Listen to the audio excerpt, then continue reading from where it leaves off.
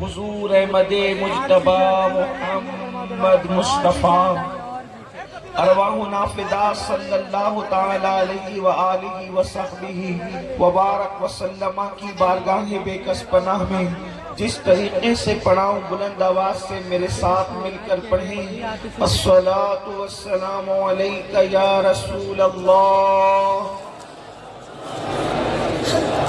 اتنا بڑا مجمع ہے، سب عشق و مستی میں ڈوب کر بلند آواز سے پڑھیں الصلاۃ والسلام علیک یا رسول اللہ،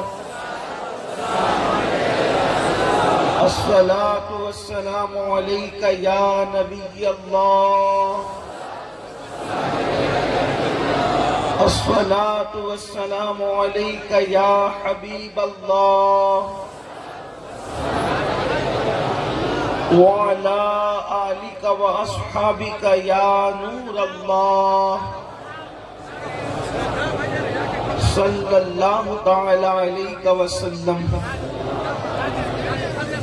رخ دن ہے یا مہر سما، یہ بھی نہیں وہ بھی نہیں، شب زلف یا مشک ختام، یہ بھی نہیں وہ بھی نہیں، بلبل نے گل ان کو کہا، عمری نے سروے جاں فضا، حیرت نے جھنجلا کر کہا، یہ بھی نہیں وہ بھی نہیں، خورشید تھا اس زور پر، کیا بڑھ کے چمکا تھا قمر، بے پردہ جب وہ رخ ہوا، یہ بھی نہیں وہ بھی نہیں، دن لہو میں کھونا تجھے، شب صبح تک سونا تجھے، شرم نبی خوف خدا، یہ بھی نہیں وہ بھی نہیں، رزق خدا کھایا کیا، فرمان حق تعالیٰ کیا، شکر کرم ترس سزا، یہ بھی نہیں وہ بھی نہیں، ڈر تھا کہ عیسیاں کی سزا اب ہوگی یا روز جزا، ڈر تھا کہ عیسیاں کی سزا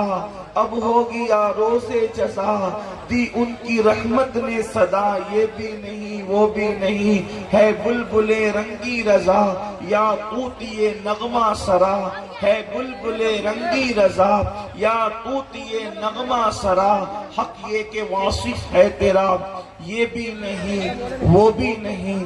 آج کی یہ محفل دارالعلوم اہل سنت غوثیہ رضویہ کی دستار بندی کے موقع پر انعقاد پذیر ہے، اور مجھ سے بیشتر ہمارے علماء، خطبہ، دانشور، مفکرین، نعت خوان، شعراء اور ہمارے بہترین نقیب سے آپ نے ان کے علوم و فنون کے اعتبار سے ان کی اپنی کارکردگی کو سماعت کر لیا ہے۔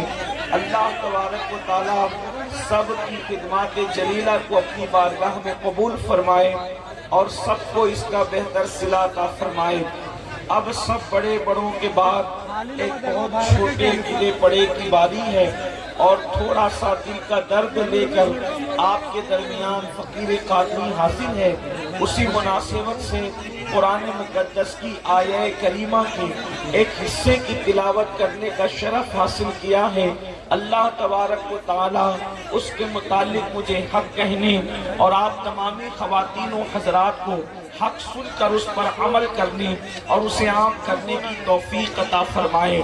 اس وقت ہر جلسے میں، ہر کانفرنس میں، ہر محفل میں، چاہے وہ جنازے کے موقع پر لوگ جمع ہو جائیں، چاہے وہ شادی کے موقع پر لوگ جمع ہو جائیں، یعنی 4-6 لوگ اگر شریف النفس کہیں جمع ہوتے ہیں تو وہاں پر ایک ہی بات ہوتی ہے کہ اللہ اکبر، پوری دنیا کے اندر گناہوں کی ایسی گندگی پھیل چکی ہے، پوری دنیا کے اندر گناہوں کا ایسا طوفان ہے، پوری دنیا کے اندر نئی نسل کیا بلکہ اب تو پرانے لوگ بھی، بلکہ بڑے بوڑھے بھی گناہوں کے دلدل میں پھنستے چلے جا رہے ہیں، گناہوں کے دلدل میں دھستے چلے جا رہے ہیں۔ اللہ اکبر، گناہ میں صرف مرد نہیں بلکہ عورتیں بھی ملوث لبس نظر آ رہی ہے. اللہ اکبر. اب حالات یہ ہو چکے ہیں کہ دامن دل کو گناہ سے بچانا انتہائی مشکل ہو چکا ہے. اللہ اللہ. کل مفکرین ہمارے جلسوں میں کہتے تھے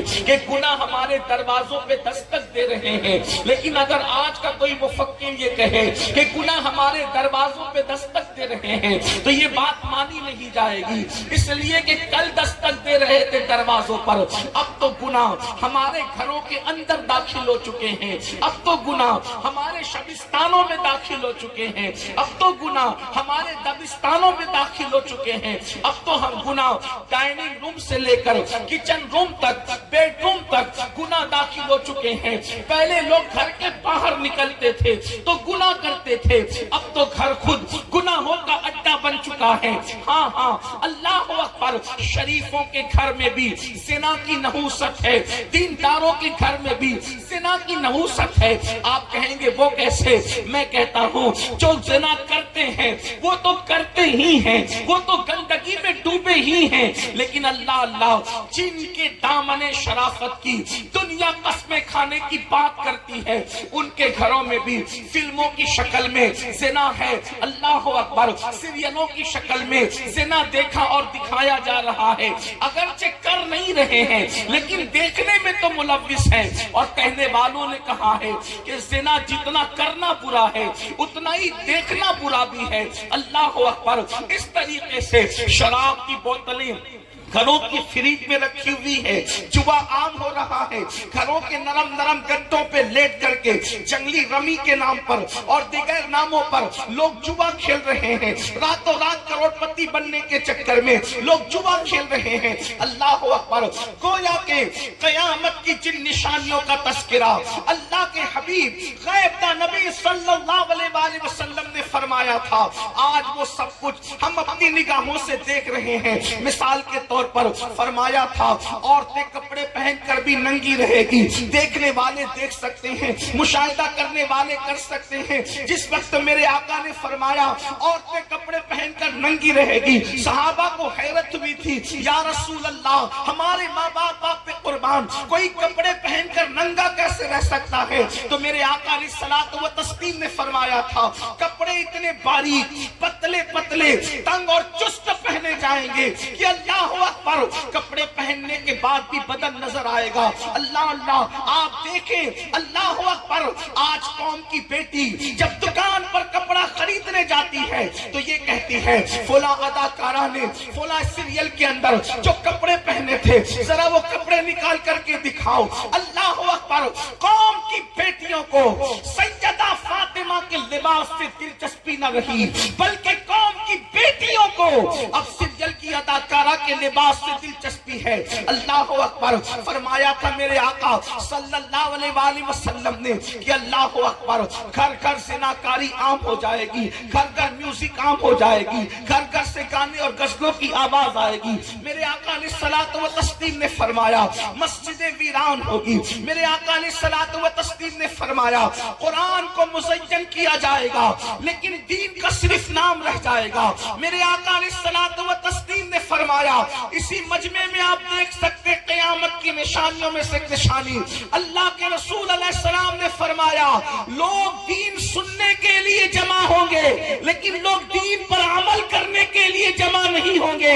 آپ دیکھ لیں لوگ ہزاروں کی تعداد میں جلسے میں آتے ہیں، ہم خوش ہوتے ہزاروں آ گئے. یاد رکھنا یہ سر سیاسی جلسوں میں گنے جاتے ہیں، مذہبی جلسوں میں سر نہیں بلکہ دل دیکھے جاتے ہیں. واللہ ہمارے کلیجے اس وقت تک ٹھنڈے نہیں ہوں گے جب تک یہ مجمع جو جلسہ سننے آتا ہے، جب یہ فجر کی نماز میں یہی مجمع ہماری مسجدوں میں جب تک نظر رہا ہے اس وقت تک ہمارے کلیجے ٹھنڈے نہیں ہوں گے.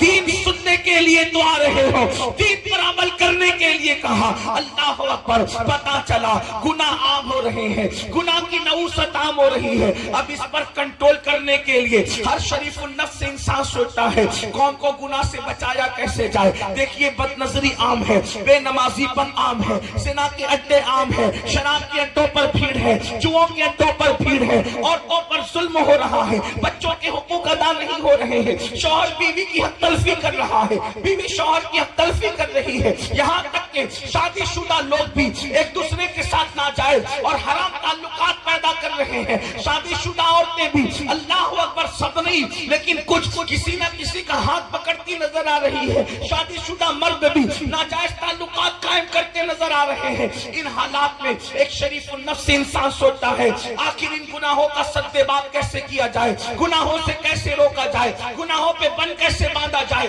تو یاد رکھنا، جلدی جلدی اپنی گفتگو کی طرف آنا چاہتا ہوں، اصل عنوان کی طرف آنا چاہتا ہوں۔ تو کہنے والا کہتا ہے کہ اللہ اکبر، انسان کو گناہ سے روکنے کے لیے ایک ہی چیز ہے اور اسی ایک چیز کے ذریعے سے انسان کو گناہ سے روکا جا سکتا ہے، وہ یہ ہے کہ انسان کے دل میں اللہ کا ڈر پیدا کر دیا جائے، اللہ کا خوف پیدا کر دیا جائے، اللہ کی خشیت پیدا کر دی جائے۔ یاد رکھنا، خدا کا خوف وہ ہے کہ اللہ اکبر، وہ قوم جس نے ماں کی گود میں شراب پینا سیکھا تھا، جب آمینہ کے لال نے اس دل کے اندر اللہ کی خشیت پیدا کی تو وہ شراب کے مٹکے توڑتے نظر آئے تھے۔ اللہ اکبر، وہ ماحول جس میں جانوروں کے ساتھ زنا کیا جاتا تھا، وہ ماحول جس میں بیٹیوں کو زندہ دفن کیا جاتا تھا، وہ ماحول اللہ اکبر جس میں ماں کی حرمت کو پامال کیا جاتا تھا، جب اس ماحول کے اندر خدا کی خشیت اور اللہ کا خوف پیدا کیا گیا تو اس حالات میں ایسے انقلاب پیدا ہوا، ایسا انقلاب آیا کہ جو نہ تھے خود راہ پر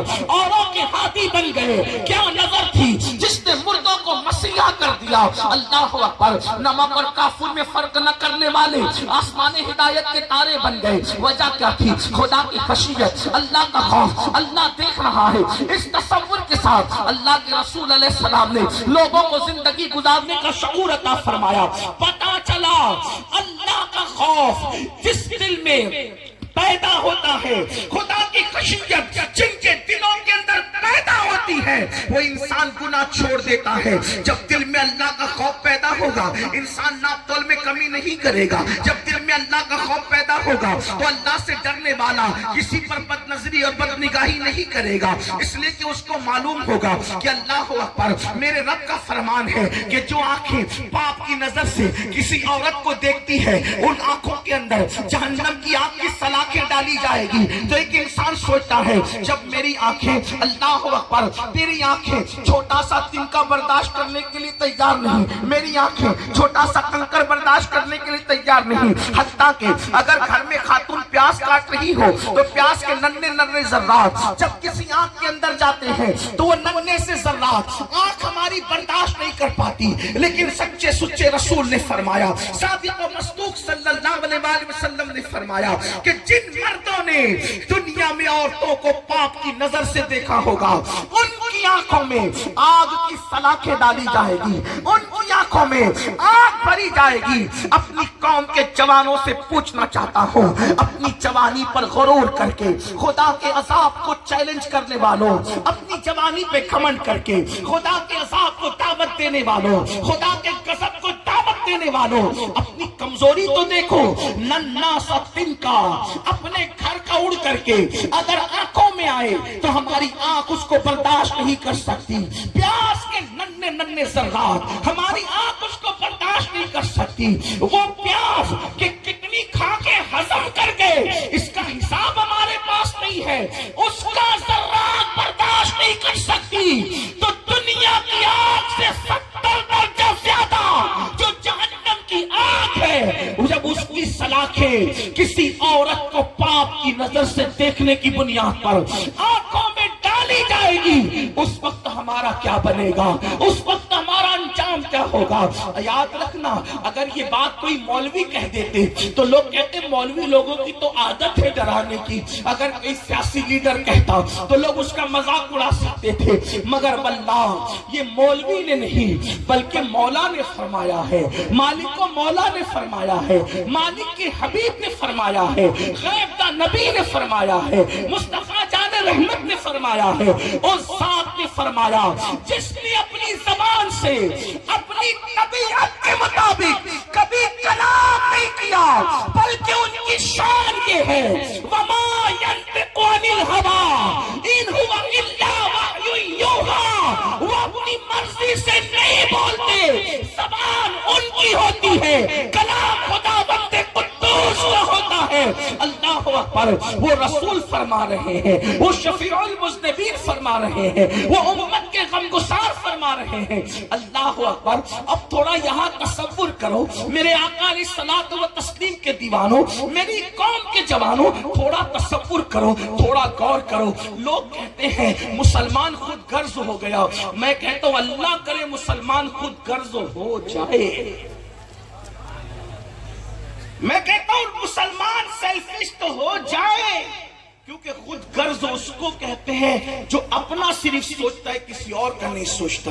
میں کہتا ہوں یہ اتنے نادان ہے کہ یہ خود غرض بھی نہیں، کیونکہ اگر یہ اپنا سوچتے اپنا تو یہ ضرور سوچتے کہ ہم نماز چھوڑ کر کے جہنم کی آگ میں جلنے جا رہے ہیں، ہم کسی عورت پر پاپ کی نظر ڈال کر اپنی آنکھوں کو عذاب کی دہانے پر لے کر کے جا رہے ہیں۔ ذرا سوچو تو صحیح، اقبال نے کہا تھا اپنے من میں ڈوب کر باجا سراغ زندگی، اپنے من میں ڈوب کر باجا سراغ زندگی، تو اگر میرا نہیں بنتا نہ بن، تو اگر میرا نہیں بنتا نہ بن، اپنا تو بن جاؤ نا خود غرض، اپنی آخرت کا سوچنے لگ جاؤ، اس اعتبار سے خود غرض بن جاؤ، اپنی آخرت کی فکر کرنے لگ جاؤ، اس اعتبار سے خود غرض بن جاؤ۔ لیکن میرے قوم کے بھولے پن کا عالم کیا ہے کہ یہ اپنے آپ کی نہ بھی بن سکی، یہ خود غرض بھی نہ ہو سکی۔ کتنی بھولی ہے میری قوم، میری قوم کے جوانوں، تھوڑا تصور کرو،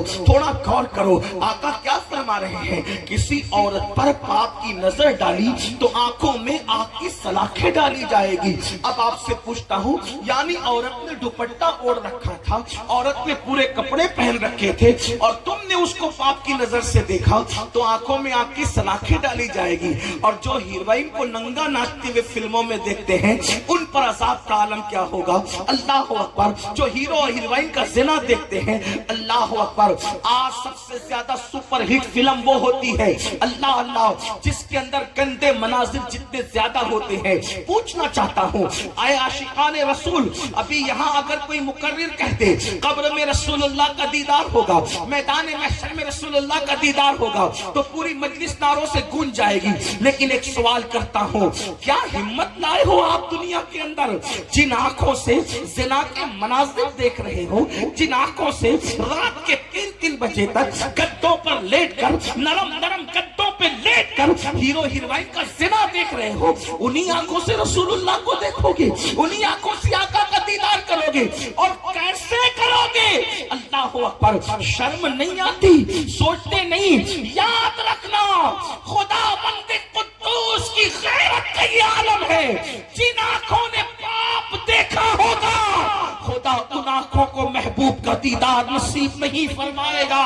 اللہ اکبر، کیا ڈر نہیں لگتا؟ آپ نے رسول اللہ کے دیدار کو کھیل تماشا سمجھ رکھا ہے؟ نہیں، حضور سرکار نسمی نے کہا تھا، اللہ اللہ نسمی مہروی نے کہا تھا، اللہ اکبر، کہتے ہیں ان کا سامنا میں کس طرح کروں گا، ان کا سامنا قبر میں کس طرح کروں گا، میں ان کا سامنا قبر میں کس طرح کروں گا، میں دل اڑا سا جاتا ہے سن سن سنن میرا۔ اللہ اکبر، اتنے قریب سے حضور کی زیارت ہوگی، اللہ نہ کرے، 1000 بار نہ کرے، اگر میرے آقا نے یہ فرما دیا ظالم منافق تو پاپ کے مناظر دیکھتا تھا اور اب میرا جلوہ دیکھنے آیا ہے، نمازوں کو ترک کرتا تھا اور اب میرا جلوہ دیکھنے آیا ہے، اللہ اکبر، عورتوں پر پاپ کی نظر ڈالتا تھا، شراب کے پیالے اڈیلتا تھا منہ میں اور اب میرا جلوہ دیکھنے آیا ہے، کیا منہ دکھاؤ گے حضور کو؟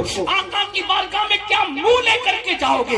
نہیں، اللہ اکبر۔ تو عرض یہ کر رہا تھا، جس دل میں اللہ کا خوف بسے گا، جس دل میں خدا کی خشیت پیدا پیدا ہوگی وہ دل کبھی گناہ کی طرف نہیں بڑھے گا، وہ دل کبھی گناہ کی طرف نہیں جائے گا۔ لیکن آئیے بہت لمبی بات کرنے کی بجائے گناہ کا خاتمہ کیسے ہوگا؟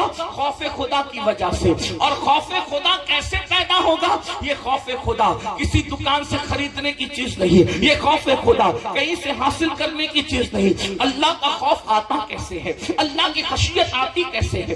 دل میں خدا کا خوف کیسے پیدا ہوتا ہے؟ تو یاد رکھیں قرآن کہتا ہے انما یخشی اللہ من عبادہ العلماء، آگاہ ہو جاؤ بے شک اللہ کے بندوں میں جو اللہ سے ڈرنے والے ہیں وہ صرف علم والے لوگ ہیں۔ مطلب یہ ہے اب دل میں اللہ کا ڈر پیدا کرنا ہے، دل میں اللہ کا خوف پیدا کرنا ہے، دل میں اللہ کی خشیت پیدا کرنی ہے۔ تو خدا کی خشیت کیسے پیدا ہوگی؟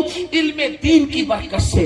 علم حاصل کرو گے تو اللہ کا ڈر پیدا ہوگا، اللہ کی خشیت پیدا ہوگی۔ اور یاد رکھنا جس کے دل میں اللہ کا ڈر نہیں وہ پڑھا لکھا تو ہو سکتا ہے مگر عالم نہیں ہو سکتا۔ عالم سچا وہ ہے، بڑے مدرسے کی ڈگری عالم نہیں بناتی بلکہ اللہ کا ڈر عالم بناتا ہے۔ دیکھو پڑھے لکھے میں اور عالم میں فرق بتاؤں، ہر پڑھا لکھا عالم نہیں ہوتا مگر ہر عالم پڑھا لکھا ہوتا ہے۔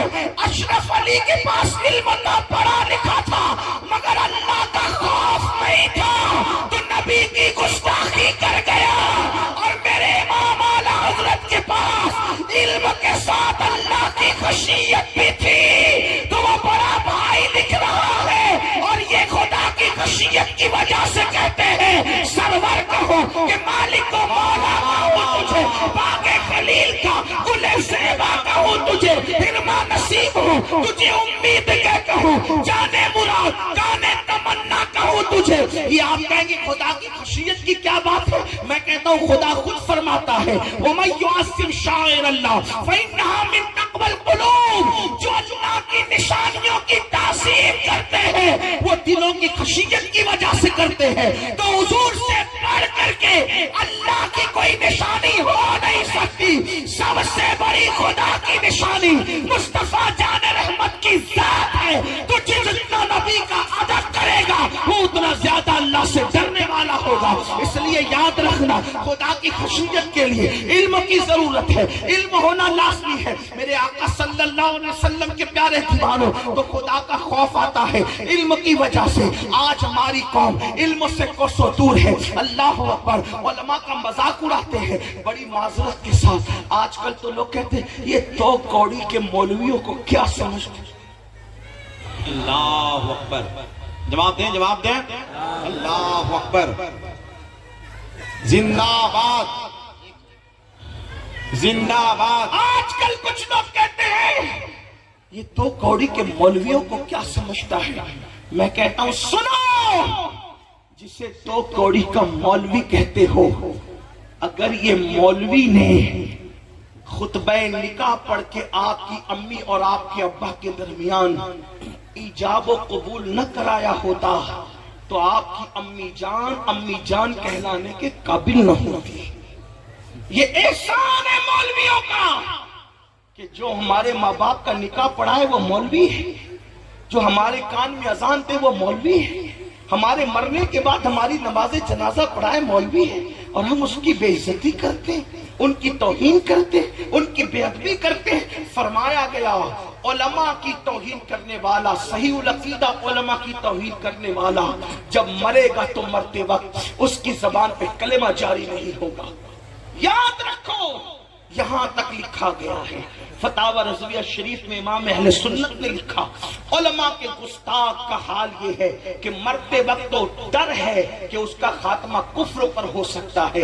اس لیے اے اللہ کے بندو، علماء کی توہین نہ کرو، علم کی توہین نہ کرو، علم کی طرف آؤ، علم سے کوسوں دور ہو۔ یاد رکھنا یہ مدارس آج جس کے جلسے میں آئے ہو، اللہ اللہ، یہ مدارس میں سے ایک مدرسہ ہے۔ جب تک کہ مدارس زندہ ہیں اس جس وقت تک اپنا دین زندہ ہے. بڑی معذرت کے ساتھ ہمارا حال یہ ہے, ہم لوگ اللہ اکبر شادی پر لاکھوں روپے تو خرچ کرتے ہیں لیکن تعلیم پر لاکھوں روپے خرچ نہیں کرتے. ہمارا حال یہ ہے, ہم اپنے پیر کی قبر پر 1 لاکھ کی چادر تو چڑھا سکتے ہیں مگر اتنی رقم ہم مدرسوں میں دینے کا حوصلہ نہیں رکھتے. کچھ لوگ اس کا غلط مفہوم لیتے ہیں, یار مولوی لوگ چادر چڑھانے کے مخالف ہے. میں نے کہا مولوی چادر چڑھانے کا مخالف نہیں, بلکہ مولوی کا نظریہ یہ ہے 1 لاکھ کی چادر کی ضرورت میرے پیر کو بعد وصال نہیں ہے, اس لیے کہ اگر وہ سچا پیر ہے تو اس کی قبر جنت کے باغوں میں سے پاک ہے.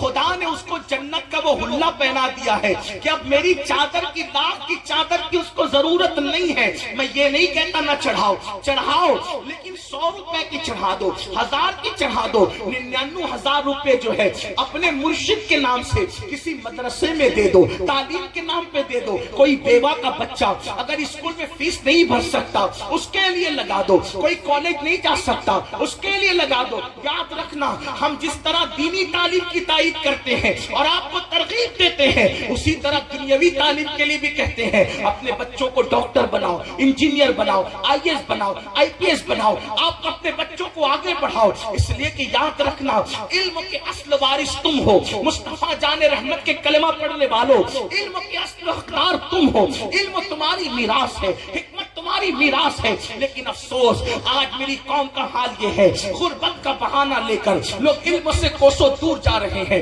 میں اپنی بہنوں کی توجہ چاہتا ہوں. عورتیں بڑی آسانی سے کہہ دیتے ہیں بچے کو 16 سال کا کر دیا, اب وہ دلی جا کے مزدوری کرے, اب ہمیں پالے. وہ کلکتہ جا کر مزدوری کرے, اب ہمیں پالے. وہ ممبئی جا کر مزدوری کرے, اب ہمیں پالے. میں عرض یہ کرنا چاہتا ہوں میری بہنوں, یاد رکھو اپنے بچے کو تھوڑی سی محنت کر کے پڑھا دو. اپنے بچوں کو, اپنے بھائیوں سے کہتا ہوں تھوڑی سی محنت کر کے پڑھا دو. ہمارے ماہرہ کے سرکاروں نے ایک اعلان کیا تھا اور نعرہ دیا تھا, آدھی روٹی کھانا پڑے تو کھاؤ لیکن اپنے بچوں کو پڑھاؤ. میرے آقا صلی اللہ علیہ وسلم کے دیوانوں, صرف 10 سال اگر ہم اپنے بچے پر تعلیم کے حوالے سے محنت کرتے ہیں, چاہے مدرسے کی تعلیم ہو چاہے اسکول کی تعلیم ہو, اور آپ سے کہتا ہوں اگر اسکول کالج کی تعلیم دلاؤ تو دین کی تعلیم ساتھ میں ضرور دلانا.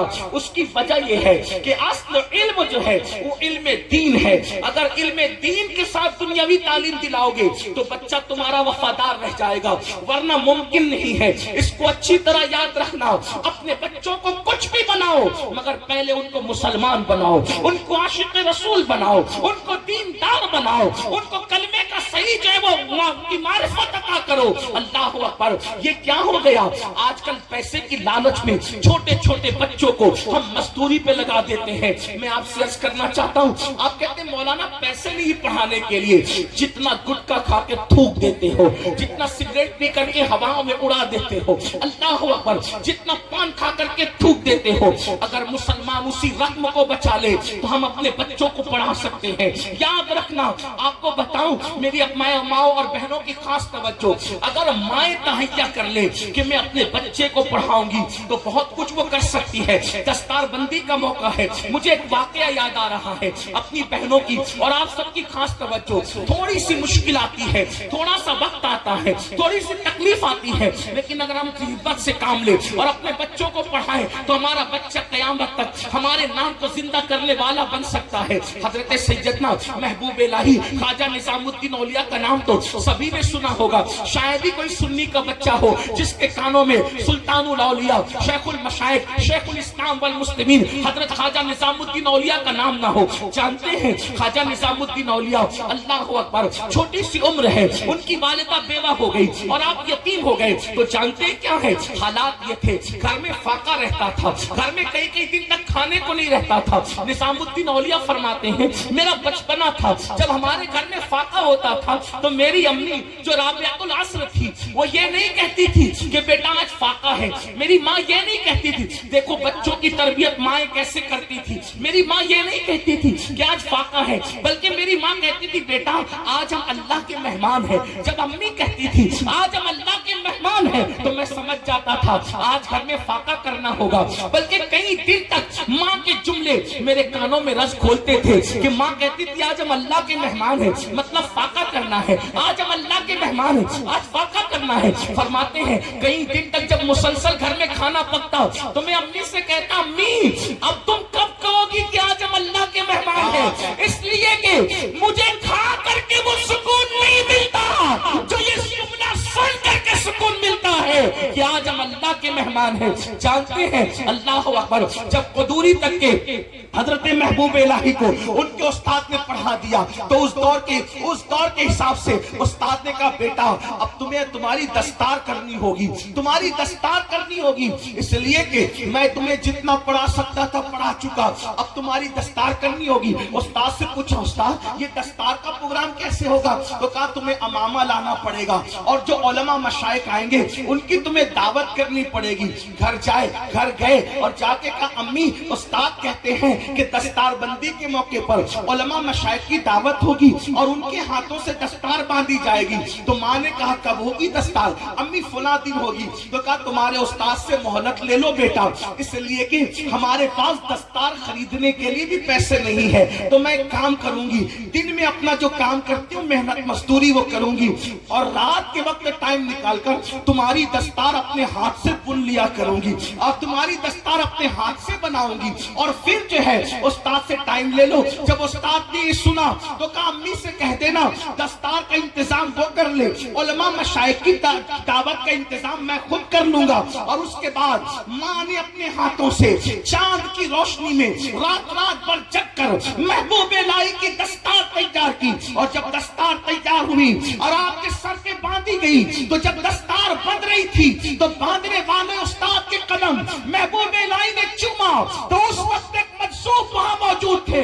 وہ فرما رہے تھے لوگ آج اس کو قدوری پڑھنے والا بچہ دیکھ رہے ہیں لیکن میں اس کو محبوب الہی کی شکل میں دیکھ رہا ہوں. آپ اندازہ فرمائے ماں کی محنت بچوں کو کتنا آگے بڑھاتی ہے. مگر افسوس آج کی مائیں تو صرف میک اپ میں مصروف ہے، آج کی مائیں تو اچھے لباس کی شوقین ہے، آج کی مائیں تو زیورات کی شوقین ہے. اے خاتون جنت کی کنیزوں یاد رکھو ماں کو سیریل کی اداکارہ کی نقل کرنے سے نسلیں نہیں سورے گی. خدا کے سب کی قسم آج بھی مسلمان سے لے کے کافر تک، اللہ اکبر، مشرق سے لے کے مغرب تک جب بھی کوئی کربلا کا مطالعہ کرتا ہے تو کربلا کا مطالعہ کر کے ہر انسان حیران رہتا ہے آخر کوئی کیسے ہو سکتا ہے جو خدا کی محبت میں وطن بھی چھوڑ دے، خدا کی محبت میں گھر بھی چھوڑ دے،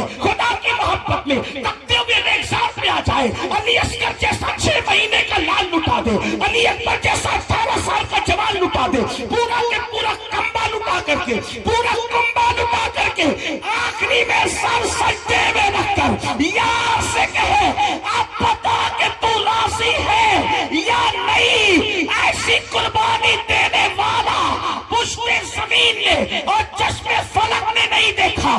دنیا حیران ہے لیکن جب دنیا حسین اعظم کو دیکھ کے حیران ہوتی ہے تو کہیں سے آواز آتی ہے حسین ایسے نہ ہوتے اگر ان کو فاطمہ جیسی ماں کی تربیت نصیب. نعرہ تکبیر، نعرہ رسالت، اصلاح معاشرہ کانفرنس، آل رسول اولاد غوث اعظم.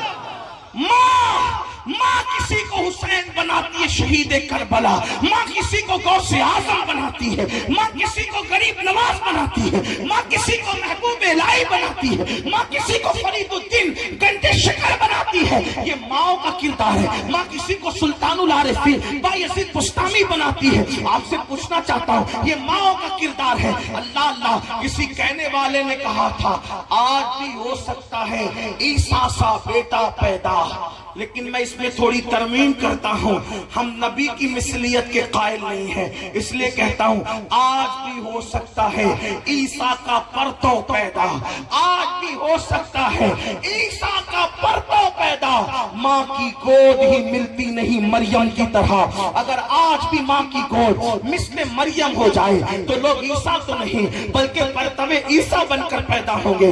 آج بھی ماں کی گود اگر سیدہ فاطمہ کا کردار لے لے، فاطمہ الزہرا کا کیریکٹر لے لے، انشاءاللہ لوگ غلام حسین بن کر ضرور پیدا ہوں گے۔ تو عرض یہ کر رہا تھا، علم کی وجہ سے خوف خدا پیدا ہوتا ہے، اور جب خوف خدا ہوگا تو انشاءاللہ گناہوں سے چھٹکارا ملے گا۔ علم کو عام کرنا ہوگا، علم کو آگے بڑھانا ہوگا، جہالت کی وادیوں سے نکلنا ہوگا۔ اگر دنیا کی دوسری قوموں کے سامنے کندھے سے کندھا لگا کے کھڑا ہونا ہے، علم کو عام کرنا ہوگا، علم کے راستے پر چلنا ہوگا۔ یاد رکھو، ہزاروں سال کے تسبیح کرنے والے، ہزاروں سال کے سجدہ کرنے والے فرشتے اگر کسی آدم کے سامنے جھکے ہیں تو صرف علم کی بنیاد پر جھکے ہیں، ورنہ آدم علیہ السلام نے تو اس وقت تک ایک مرتبہ بھی سجدہ نہیں کیا تھا۔ جس نے خود ایک بار بھی سجدہ نہ کیا ہو، اگر وہ مسجود بنائے ملائکہ کا تو وجہ کیا ہے؟ قرآن کہتا ہے وَعَلَّمَ آدم الْأَسْمَاءَ كُلَّهَا ثُمَّ عَرَضَهُمْ عَلَى الْمَلَائِكَةِ فَقَالَ أَنبِئُونِي بِأَسْمَاءِ هَؤُلَاءِ إِن كُنتُمْ صَادِقِينَ۔ اللہ اکبر! علم آدم کے سامنے فرشتوں نے سر جھکا کر کے یہ بتا دیا تھا، اگر قوموں کو قدموں میں جھکانا ہے تو ان سے زیادہ آپ کو علم حاصل کرنا پڑے گا۔ لیکن افسوس، اللہ اکبر، وہ قوم جو دنیا کو علم کی خیرات دینے آئی تھی، وہ قوم جو دنیا کو زیور علم سے آراستہ کرنے آئی تھی، وہ قوم جو دنیا کو علم عطا کرنے آئی تھی، آج وہ قوم علم سے دور ہوتی جا رہی ہے۔ یاد رکھیں، جامعہ اہل سنت، غوثیہ رضویہ، آئیے مدرسہ اور جتنے اہل سنت کے مدارس سے آپ کے علاقے میں، ان کی مدد کریں، ان کی امداد کریں، ان کا تعاون کریں۔ میں اپنی گفتگو کو جلدی سے سمیٹ رہا ہوں، اس لیے کہ میرے بعد ایک عظیم خطیب کی خطابت حضور امیر سنی دعوت اسلامی کے حوالے سے آپ کو سماعت کرنی ہے۔ تو عرض یہ کر رہا تھا، یاد رکھنا علم ہونا ضروری ہے، لیکن پھر کہتا ہوں سائنس سکھاؤ، ٹیکنالوجی سکھاؤ، جغرافی سکھاؤ، الجبرا سکھاؤ، ہر علم سکھاؤ، مگر پہلے اپنے بچے کو مسلمان بناؤ تاکہ وہ دین سیکھے۔ آج بڑی معذرت کے ساتھ جتنے لوگ میرے بھائی بیٹھے ہیں، میں کسی کا ہاتھ نہیں اٹھاؤں گا، لیکن آپ سے کہنا چاہتا ہوں، ان میں سے کتنے لوگ ہیں جن کو وضو کرنا آتا ہے، جن کو غسل کرنا آتا ہے؟ بڑی معذرت کے ساتھ 3 4 بچوں کے باپ ہونے کے بعد بھی آج تک ان کو غسل کرنے کا طریقہ نہ آیا۔ میں آپ سے پوچھتا ہوں، جو پوری زندگی غسل نہ سیکھا وہ کیسا مسلمان؟ جس نے پوری زندگی وضو نہ سیکھا وہ کیسا مسلمان؟ جس کو کلمہ بھی پڑھنا نہ آتا ہو وہ کیسا مسلمان؟ میرے عزیز، میرے بھائیوں، ہمارے سروں پر موت کی تلوار لٹک رہی ہے، اور ایک دن وہ آئے گا، جلد آئے گا، اور اللہ اکبر، اس میں کوئی رکاوٹ نہیں بن سکتا۔ وہ موت کی لٹکتی ہوئی تلوار ہمارے جسم سے ہماری روح کے رشتے کو ختم کر دے گی۔ روح سے جسم کا رشتہ ٹوٹ جائے گا، اور جب روح سے جسم کا رشتہ ٹوٹ جائے گا تو یہ دنیا میں ہمیشہ نہیں رہیں گے، اس دنیا سے کوچ کرنا ہوگا، اس دنیا سے رخصت لینی ہوگی۔ اللہ اکبر! وہاں کیا دیکھا جائے گا؟ کفن میں فیکٹریاں نہیں لے جاؤ گے، کفن میں دولت نہیں لے جاؤ گے، کفن میں مال نہیں لے جاؤ گے، کفن میں حسب نسب نہیں لے جاؤ گے، خون کے رشتے تو یہی ٹوٹ جائیں گے۔ کفن میں کیا جائے گا؟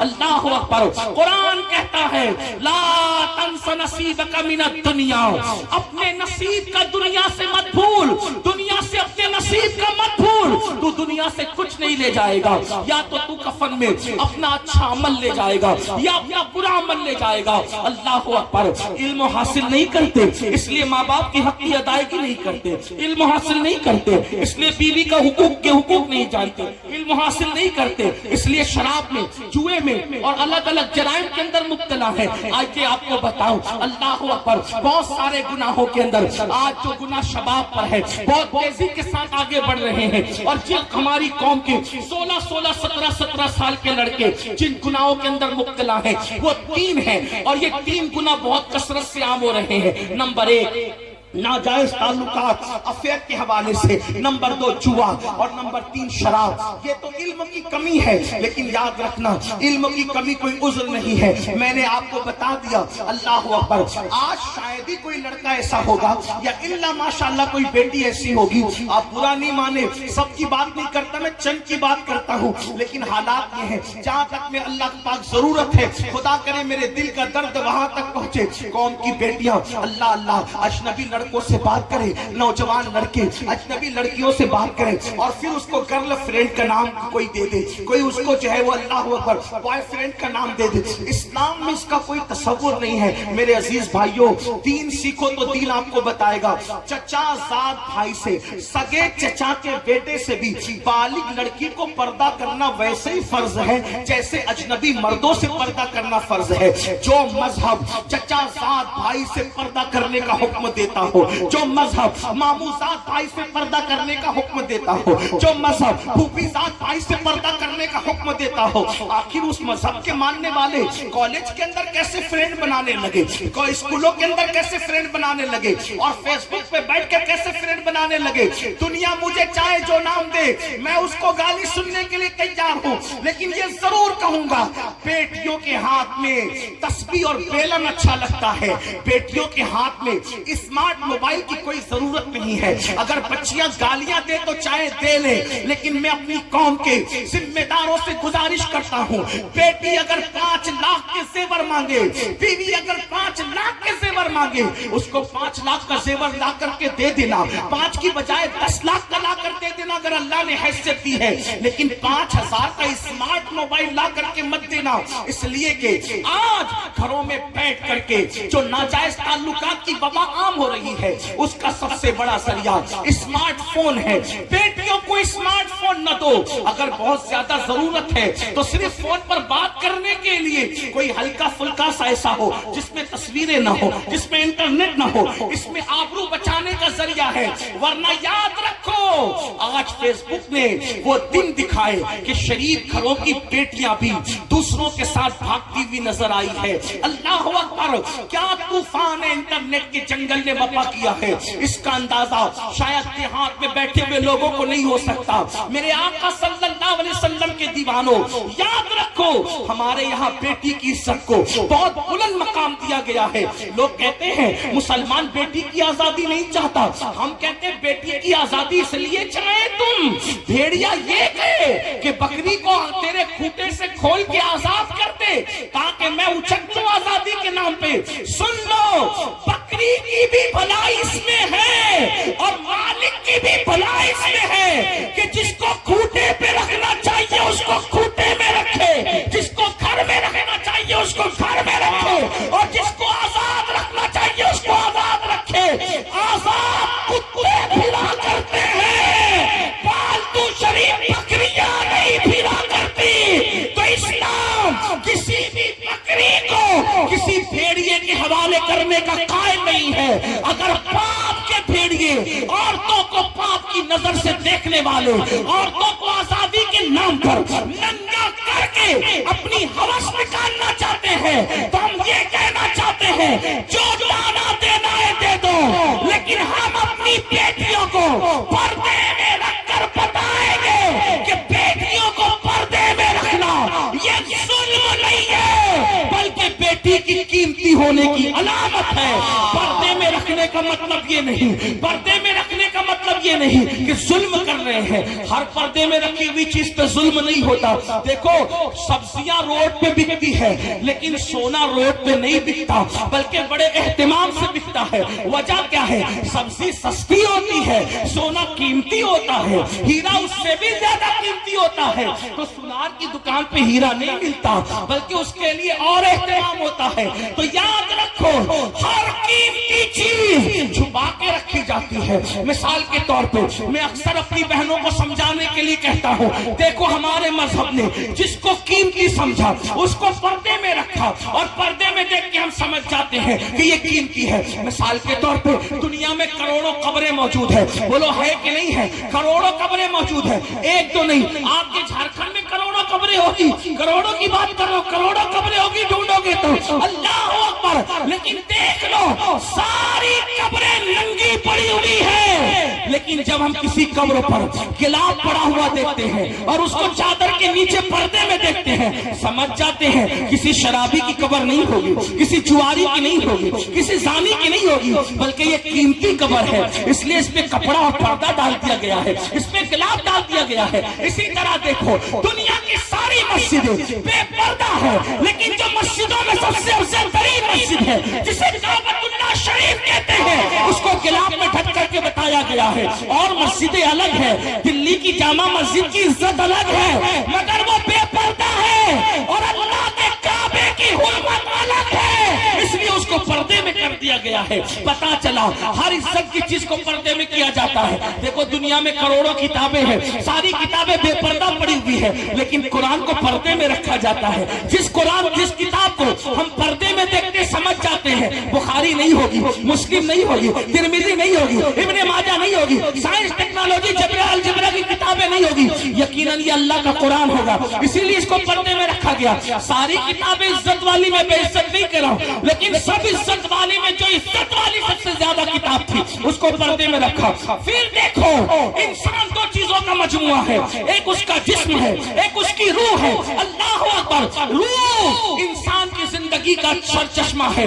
جب تک روح ہے تب تک انسان اسٹیج پر، جب تک روح ہے تب تک محفل میں، جب تک روح ہے تب تک پارلیمنٹ میں، جب تک روح ہے وہ وزیر ہے، جب تک روح ہے وہ امیر ہے، جب تک روح ہے وہ عزت والا ہے، جب تک روح ہے وہ عالم ہے، جب تک روح ہے وہ خطیب ہے، جب تک روح ہے وہ پیر ہے۔ لیکن روح نکل گئی تو لوگ یہ نہیں کہتے پیر صاحب کو اٹھاؤ، عالم صاحب کو اٹھاؤ، ایم ایل اے صاحب کو اٹھاؤ، ایم پی صاحب کو اٹھاؤ، نہیں، لوگ کیا کہتے ہیں میت کو اٹھاؤ، میت کو نلاؤ۔ پتا چلا جب تک روح ہے ساری ڈگری اور القابات سلامت ہے، روح نکل گئی میت کے سوا کوئی اور نام نہیں، تو پتا چلا روح کتنی قیمتی ہے۔ اور انسان دو چیزوں کا مرکب ہے، جسم اور روح کا۔ پتا چلا روح قیمتی چیز ہے، جسم کو ظاہر کیا اور روح کو اندر چھپا لیا، یعنی کہ پردے میں رکھا کیونکہ وہ زیادہ قیمتی تھی۔ اسی طرح مذہب بھی دو چیزوں کا مجموعہ ہے، ایک ہے عمل، ایک ہے عقیدہ۔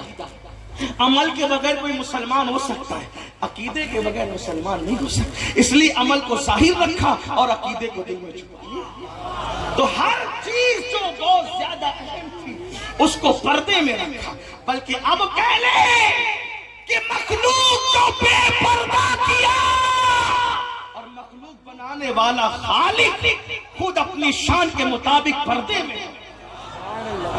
پردہ ظلم ہے، اگر پردہ ظلم ہوتا تو خلاق کائنات پردے میں کیوں؟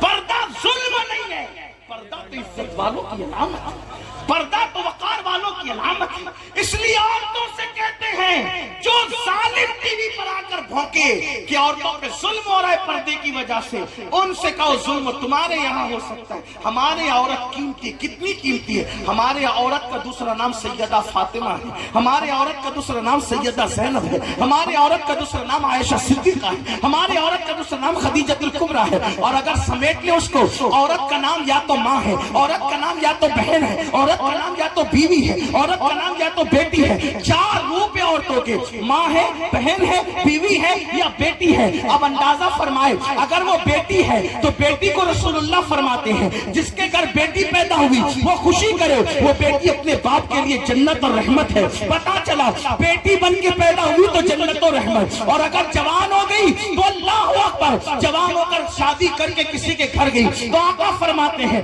نیک بیوی شوہر کے لیے جنت۔ اور اس کے بعد فرمایا جب کوئی ماں بن جائے عورت تو فرمایا الجنت تحت اقدام امہاتکم، کہ تمہاری جنت تمہاری ماں کے قدموں کے نیچے ہے۔ عورت بیٹی ہے تو جنت، بیوی ہے تو جنت، ماں ہے تو جنت۔ تو ہمارے یہاں جنت کا تصور یہ ہے، اور جنت ہمارے یہاں بے پردہ نہیں ہے۔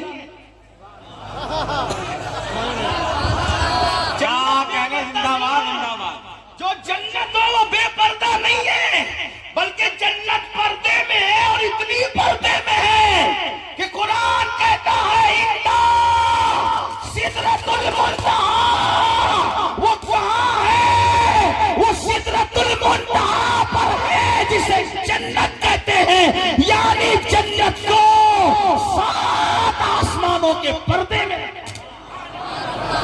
جنت کو 7 آسمانوں کے پردے میرا. اور ہمارے یہاں عورت جنت سے کم نہیں ہے, کسی کے یہاں اور کچھ بھی ہو سکتا ہے. لوگوں نے جوؤں میں ہارا اس لیے ان کو اہمیت ہو یا نہ ہو, لوگوں نے گم کر دیا انہیں اہمیت ہو یا نہ ہو, لوگوں نے ان کا سودا کیا اہمیت ہو یا نہ ہو, ہمارے یہاں تو بڑی اہمیت ہے. اس لیے تو پہلی بات یہ عرض کر رہا تھا کہ آج ناجائز تعلقات کے حوالے سے بہت زیادہ معاملات بڑھ رہے. نمبر 2, جوے کے معاملات, خاص طور پہ آج انٹرنیٹ پر جو جوا عام ہو رہا ہے, اور اس کو میں سمجھتا ہوں کہ ناک کی کلپ سنو, بیان کی کلپ سنو, کوئی کلپ سنو, اس پہ جنگلی رمی کا ایڈورٹائز ضرور آتا ہے. اس کی اشتہار بازی بہت کثرت سے ہوئی. کوئی کہتا میں نے کروڑ جیتا, کوئی کہتا میں نے 2 کروڑ جیتا, کوئی کہتا میں نے اتنا جیتا. یاد رکھیں جوا یہ حرام, اتنا سمجھ. اور یہ جوا ایسے ہی ہے جیسے چوہا, سمجھے, جوا ایسے ہی ہے جیسے چوہا. مطلب کیا؟ جب کسی چوہے کو مارنا ہوتا ہے تو پنجرے کے اندر روٹی لٹکائی جاتی ہے. چوہا روٹی دیکھ کر آتا ہے اور آنے کے بعد جیسی روٹی کھینچتا ہے تو روٹی منہ میں آئے یا نہ آئے لیکن پنجرے کا دروازہ بند ہو جاتا ہے اور پھر چوہا ہمیشہ کے لیے اپنا وجود کھو دیتا ہے. ایسے یہ جوا ایک لٹکتی ہوئی روٹی کی طرح ہے جیسے چوہے کے لیے. یہ لالچ میں مت آؤ, ایزی منی کے چکر میں جو بھی پڑا وہ روڈ پہ آ گیا. راتوں رات کروڑ پتی بننے کے چکر میں جو بھی پڑا, جو پونجی تھی وہ بھی ختم ہو گئی. ایک تو پونجی گئی, اور اگر جیتا جوا میں تو اس کا کپڑا پہنا تو جب تک وہ کپڑا بدن پر ہے نہ دعا قبول ہے نہ نماز قبول ہے. اگر اسی جوے سے گھر بنایا تو جب تک اس کی اینٹ باقی رہے گی جوا کھیلنے والے پہ اللہ کی لعنت برستی رہے گی. اور سب سے بڑا خسارہ اور نقصان دل کے کانوں سے سن لو, اگر سن سکتے ہو تو. میرے آقا غیب دا نبی صلی اللہ علیہ وآلہ وسلم نے فرمایا کہ جس نے دنیا میں جوا کھیلا ہوگا جب وہ قیامت کے دن اٹھے گا تو اس کا ہاتھ سور کے خون میں رنگا ہوا ہوگا, اس کا ہاتھ سور کے خون میں رنگا ہوا ہوگا. اللہ اکبر. قیامت کے دن آپ سور کے نام سے بہت نفرت کرتے ہیں, لیکن جوا کھیلنے والوں, جوا سے دلچسپی رکھنے والوں, میرے بھائیوں, یہ میرے نبی کا فرمان ہے, اپنے آقا کا فرمان ہے. اور ذرا سنو اس کا نقصان کیا ہے. میرے آقا غیب دا نبی صلی اللہ علیہ وآلہ وسلم فرماتے ہیں جس نے دنیا میں جوا کھیلا ہوگا, بلکہ یہاں تک امام غزالی نے لکھا کہ جوا کے آلات اپنے ہاتھ میں لیے ہوں گے, وہ حال اس حالت میں قیامت میں اٹھے گا کہ اس کا ہاتھ سور کے خون میں رنگا ہوگا. اب سور کے خون میں رنگنے کا نقصان کیا ہے؟ قیامت کے دن ایک منظر یہ بھی ہوگا کہ میرے آقا اپنی امتیوں سے مصافحہ کریں گے, میرے سرکار اپنی امت سے مصافحہ کریں گے. یہی تو بات ہے عاشقان رسول کے لیے. محشر میں بھی ایک محشر ہے, قیامت میں بھی ایک قیامت ہے. اللہ اللہ. جب یہاں ہم جلسوں میں آتے ہیں تو علماء سے مصافحہ کرنے کے شوقین ہوتے ہیں, اور کرنا بھی چاہیے. ہو سکے تو زندگی میں یا تو کسی نیک کے پیچھے نماز پڑھ لو یا کسی نیک سے مصافحہ. کیا ہوتا ہے جب نیک سجدے سے سر اٹھاتا ہے, حدیث پاک ہے, توجہ کریں, جب کوئی نیک بندہ سجدے سے سر اٹھاتا ہے تو اس کے پیچھے جتنے کھڑے رہتے ہیں اللہ سب کی مغفرت فرماتا ہے. اور جب کوئی کسی نیک بندے سے مصافحہ کرتا ہے تو جس نے نیک بندے سے مصافحہ کیا اللہ پاک اس کی بھی مغفرت فرما دیتا ہے. ایک ظالم بادشاہ کی موت کے بعد کسی نے اس کو جنت میں ٹہلتے دیکھا, پوچھا کہ تیرا کیا حال ہے؟ اس نے کہا میں جنت میں ہوں. کہا دشمن خدا تو جنت میں کیسے؟ تو اس نے جواب دیا ایک مرتبہ امام حسن بصری کے ہاتھ چومے تھے, اسی کی وجہ سے اللہ نے میری مغفرت فرما دی. آپ سے پوچھتا ہوں علماء سادات نیک بندوں سے مصافحہ جب اتنی بڑی بات ہے تو قیامت کے دن کیسی لالچ ہوگی جب وہ حسن سراپا, وہ جلوہ جہاں آرا, وہ حسن تمام, وہ حسن کامل, وہ رشک کمر, اللہ اکبر, وہ رشک گل, بلکہ رشک گلشن. میرے امام کہتے ہیں وہ ہے لمحائے نازک ان کے ہزار چڑھتے ہیں پھول جن سے, وہ ہے لمحائے نازک ان کے ہزار چڑھتے ہیں پھول جن سے.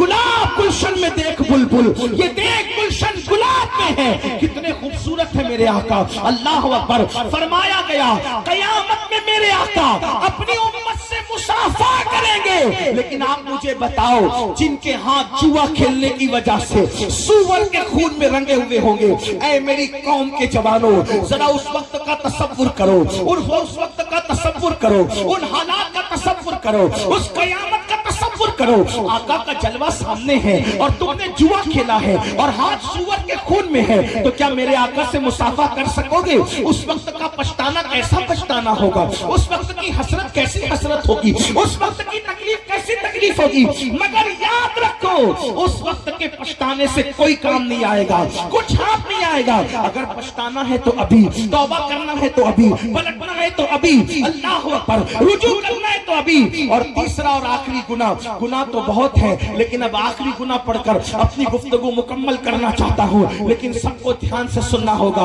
वो गुनाह कौन सा है? वो गुनाह नशे का गुनाह है। आज अल्लाह अकबर फिल्मों की वजह से, सीरियलों की वजह से, आवारा दोस्तों की वजह से नशा बढ़ता जा रहा है, इतना बढ़ रहा है। कोई नशे से, कोई शराब से नशा कर रहा है, कोई एमडी से नशा कर रहा है, कोई इंजेक्शन से नशा कर रहा है, कोई हीरोइन से नशा कर रहा है, कोई चरस और भंग से नशा कर रहा है, कोई गोलियों से नशा कर रहा है, कोई दवाओं से नशा कर रहा है। याद रखना मेरे आका गैब का नबी सल्लल्लाहु अलैहि वसल्लम ने फरमाया कुल्लु मुस्किरिन हराम, हर नशावर चीज हराम है। मेरे भाइयों हर नशा हराम है, किसी भी नशे की इजाजत नहीं दी गई। और आप जानते हैं अल्लाह अकबर किताबों में लिखा है अब्दुल मलिक इब्ने मरवान के दरबार में, मरवान का बेटा अब्दुल मलिक जब वो बादशाह बना, उसके दरबार में कफन चोर आया और उसने कहा मैंने कफन चोरी से तौबा की। तो मरवान के बेटे अब्दुल मलिक ने पूछा ऐ कफन चोर तूने कैसे तौबा की, क्यों तौबा की, तौबा करने की वजह क्या है? तो उसने बयान किया एक मर्तबा मैं कफन चोरी करने गया तो मैंने क्या देखा, एक कब्र मैंने खोली, तो कब्र खोलने के बाद क्या देखा कि मुर्दे का चेहरा किबले से फिरा हुआ है, मुर्दे का चेहरा किबले से फिरा हुआ है और उसकी कब्र में आग भड़क रही है। अल्लाह अकबर, उसकी चीखें निकल रही है। मैं हैरान होकर भागा तो गैब से आवाज आई ऐ बंदे पूछना नहीं कि इसका चेहरा किबले से क्यों फिरा हुआ है, इसकी कब्र में आग क्यों भड़क रही है। तो मैंने पूछा क्यों भड़क रही है, तो कहा ये नमाज में सुस्ती करता था, ये नमाज नहीं पढ़ता था, इसलिए इसका चेहरा किबले से फिरा हुआ। मुझे ये हिकमत समझ में आई, बेनमाजी का चेहरा किबले से फिरा हुआ क्यों? क्योंकि वो दुनिया में किबले की तरफ रुख नहीं करता था। तो जीते जी जिसने नमाज की हालत में किबले की तरफ रुख नहीं किया, अल्लाह अकबर, अल्लाह ने मरने के बाद उसका मुंह किबले से फेर दिया। अल्लाह अकबर, ये भी बड़ा दर्दनाक अलमिया है। हालांकि मेरा उन्वान आज नमाज नहीं, मुझे जो उन्वानात दिए गए मैं उसके एंड पर पहुंच रहा हूं, लेकिन इतना जरूर कहूंगा आज बड़े अफसोस की बात, फेसबुक, व्हाट्सएप, यूट्यूब के लिए, दोस्तों के लिए, सबके लिए वक्त है। अगर वक्त नहीं है तो मेरे अल्लाह के लिए वक्त नहीं है। ऐ मेरे आका सल्लल्लाहु अलैहि वसल्लम के दीवानों, याद रखो किस मुंह से कहते हो कि नबी के नाम पे जान दे देंगे, किस मुंह से कहते हो नबी के नाम पे सब कुर्बान कर देंगे। जो कौम अपने नबी के नाम पर 10 मिनट का वक्त कुर्बान न कर सके, मेरे भाइयों नमाज के लिए 10 मिनट से ज्यादा का टाइम नहीं लगता। सुन लो अल्लाह के रसूल गैब का नबी सल्लल्लाहु अलैहि वसल्लम फरमाते हैं ऐ मेरे सहाबा, आका ने अपने असहाब से कहा ऐ मेरे सहाबा दुआ करो अल्लाह किसी को बदबख्त न करे, अल्लाह किसी को महरूम न करे। इस हदीस को दिल के कानों से सुन लो, मेरी बात में तवज्जो करे, गौर फरमाए। अल्लाह अकबर, आका क्या फरमाते हैं ऐ मेरे सहाबा ये दुआ करो अल्लाह किसी को बदबख्त और महरूम न करे। सहाबा किराम ने उसकी आका बदबख्त कौन है, महरूम कौन है? तो आका फरमाते हैं जो नमाज छोड़ देता है वो बदबख्त भी है और वो महरूम भी है। और मेरे आका ने यहाँ तक फरमाया जिसने जानबूझकर नमाज छोड़ दी वो मेरे जिम्मे से बाहर हो गया, वो मेरे जिम्मे से खारिज हो गया। क़यामत के दिन उसके साथ मेरा कोई वादा नहीं है। अल्लाह अकबर, क्या समझ रहे हो? आका करीम सल्लल्लाहु अलैहि वसल्लम ने यहाँ तक इरशाद फरमाया जिसने नमाज छोड़ दी अल्लाह उसके किसी अमल को कबूल नहीं करेगा। अल्लाह अकबर, ऐ मस्जिदों को वीरान करने वालों, सिर्फ 10 मिनट का टाइम है। तुम जान देने की बात بات کرتے ہو میرے بھائیوں، یقیناً تم سچے ہو، لیکن نماز کی اہمیت سمجھ لو۔ پورے قرآن میں کم و بیش 700 مرتبہ اللہ نے نماز کا حکم دیا، اور قرۃ العیون کے اندر فقی ابو اللیث ایک حدیث لکھتے ہیں، اس کو سن لیں۔ حدیث پاک سنیں، اللہ کے رسول علیہ السلام فرماتے ہیں جہنم میں ایک وادی ہے، جس وادی سے دن میں 5 مرتبہ جہنم خود بھی اللہ کی پناہ مانگتا ہے۔ ایک وادی جہنم میں ایسی ہے جس سے دن میں 5 مرتبہ جہنم بھی اللہ کی پناہ مانگتا ہے، اور اس وادی کی آگ کا یہ حال ہے، آگ کی حرارت کا یہ حال ہے کہ اگر اس میں پہاڑ ڈال دیے جائیں تو پہاڑ بھی پگھل جائے۔ اس جہنم کی وادی میں پہاڑ بھی پگھل جائے۔ صحابہ نے پوچھا آقا اس میں کون ڈالا جائے گا؟ فرمایا 2 لوگ، ایک تو جس نے حرام کھایا لقمہ وہ، اور دوسرا وہ جس نے نماز کو جان بوجھ کے ترک کیا۔ میں آپ سے پوچھتا ہوں، اگر آپ یہ قید لگاتے نا کہ امین القادری ہمارا پیر پکڑ لے تو ہم نماز پڑھیں گے، میں آپ سب کے پیروں کو پکڑ کے کہتا کہ نماز پڑھو۔ کیوں؟ اس کی وجہ یہ ہے میرے عزیز، اتنے کمزور ہیں ہم کہ مچھر کا ڈنک ہم سے برداشت نہیں ہوتا، اتنے کمزور ہیں ہم کہ مکھی کا ڈنک ہم سے برداشت نہیں ہوتا، اتنے کمزور ہیں ہم کہ ہم سے سردی اور گرمی برداشت نہیں ہوتی۔ جس جہنم کے اندر پہاڑ پگھلیں گے، اس جہنم کی آگ کو یہ کمزور جسم کیسے برداشت کرے گا، کیسے گوارا کرے گا؟ سوچو، کھیت کا بچھو ڈنک مار لے تو ہم اس کو برداشت نہیں کر پاتے، جب جہنم کا بچھو، جس کے بارے میں اللہ کے رسول فرماتے ہیں جہنم میں ایک وادی ہے جس کا نام جب الحزن ہے، جب الحزن، اور آقا فرماتے ہیں جب الحزن کے اندر کھچر کی طرح موٹے موٹے کالے بچھو ہے، اور ایک بچھو ایسا ہے جس کے منہ کے اندر 70 ڈنک ہے، ہر ڈنک میں ایک زہر کی تھیلی ہے، جب وہ کسی کو ڈنک مارے گا تو 1000 سال تک کے زہر اس کے جسم کے اندر گھومتا رہے گا، اس کا جسم کا گوشت جھڑ جائے گا، اس کی ہڈیاں ٹوٹ جائے گی۔ یہ اللہ کے سچے رسول نے فرمایا، جس نبی کے کہنے پر اللہ کو ایک مانا، جس کے کہنے پہ قرآن کو اللہ کی کتاب مانی، جس کے کہنے پر اسلام کو اللہ کا دین مانا، وہ نبی فرما رہے ہیں جب الحزن میں ایک بچھو ایسا ہے جو اللہ اکبر، اس کے منہ میں 70 ڈنک ہیں، ہر ڈنک کے اندر ایک ایک زہر کی تھیلی ہے، وہ ڈنک مارے گا 1000 سال تک کے زہر گھومے گا، گوشت جڑے گا، ہڈیاں ٹوٹ جائے گی۔ صحابہ نے پوچھا آقا وہ کون سا کم نصیب ہوگا جس کو جب الحزن کا بچھو ڈنک مارے گا؟ آقا فرماتے میرے صحابہ جس نے جان بوجھ کر نماز چھوڑی ہوگی وہ بچھو اس کو ڈنک مارے گا۔ میرے بھائیوں بتاؤ وہ طاقت کہاں سے لاؤ گے، وہ قوت کہاں سے لاؤ گے؟ جو قوم مکھی اور مچھر کا ڈنک برداشت نہ کر سکے، وہ قوم وہ بچھوؤں کا ڈنک کہاں سے برداشت کرے گی؟ آپ کے خوبصورت بھولے بھولے چہرے دیکھ کر دل میں خیال آتا ہے ہاں ان چہروں کا کیا بنے گا جب ان چہروں پر جہنم کی آگ بھڑکائی جائے گی۔ دیکھو حضور نے فرما دیا سچ ہے، آقا نے فرما دیا سچ ہے، حضور کے فرمان میں شک کرنے والا مسلمان سچا نہیں ہو سکتا۔ اس لیے یاد رکھو، آج توبہ کرو، بدلو، تبدیل کرو۔ تو عرض کیا کر رہا تھا، عبد الملک بن مروان کے دربار میں وہ کفن چور کہتا ہے قبلے سے چہرہ پھرا تھا اور آگ بھڑک رہی تھی قبر میں، تو میں نے پوچھا کون ہے؟ تو کہا گیا بے نمازی تھا۔ پھر میں دوسری قبر کی طرف بڑھا اور میں نے دوسری قبر کھولی، تو جیسے ہی میں نے دوسری قبر کھولی بھیا اس کو تھوڑا سا ہٹا دو اور میری توجہ آپ، میری بات آپ توجہ سے سنو، ہٹا دو بھیا اس کو، اللہ آپ کے رحم کرے، جو بھی کر رہے ہیں سمیٹ لیں، درود شریف بند کر دیں، درود شریف پڑھنے، آپ درود شریف پڑھنے سب مل کے بابا سے بلند پڑھے درود شریف۔ اللهم صل على سيدنا ومولانا محمد معدن الجود والكرم وآله وصحبه وبارك وسلم صلاة وسلام عليك يا جد الحسن والحسين۔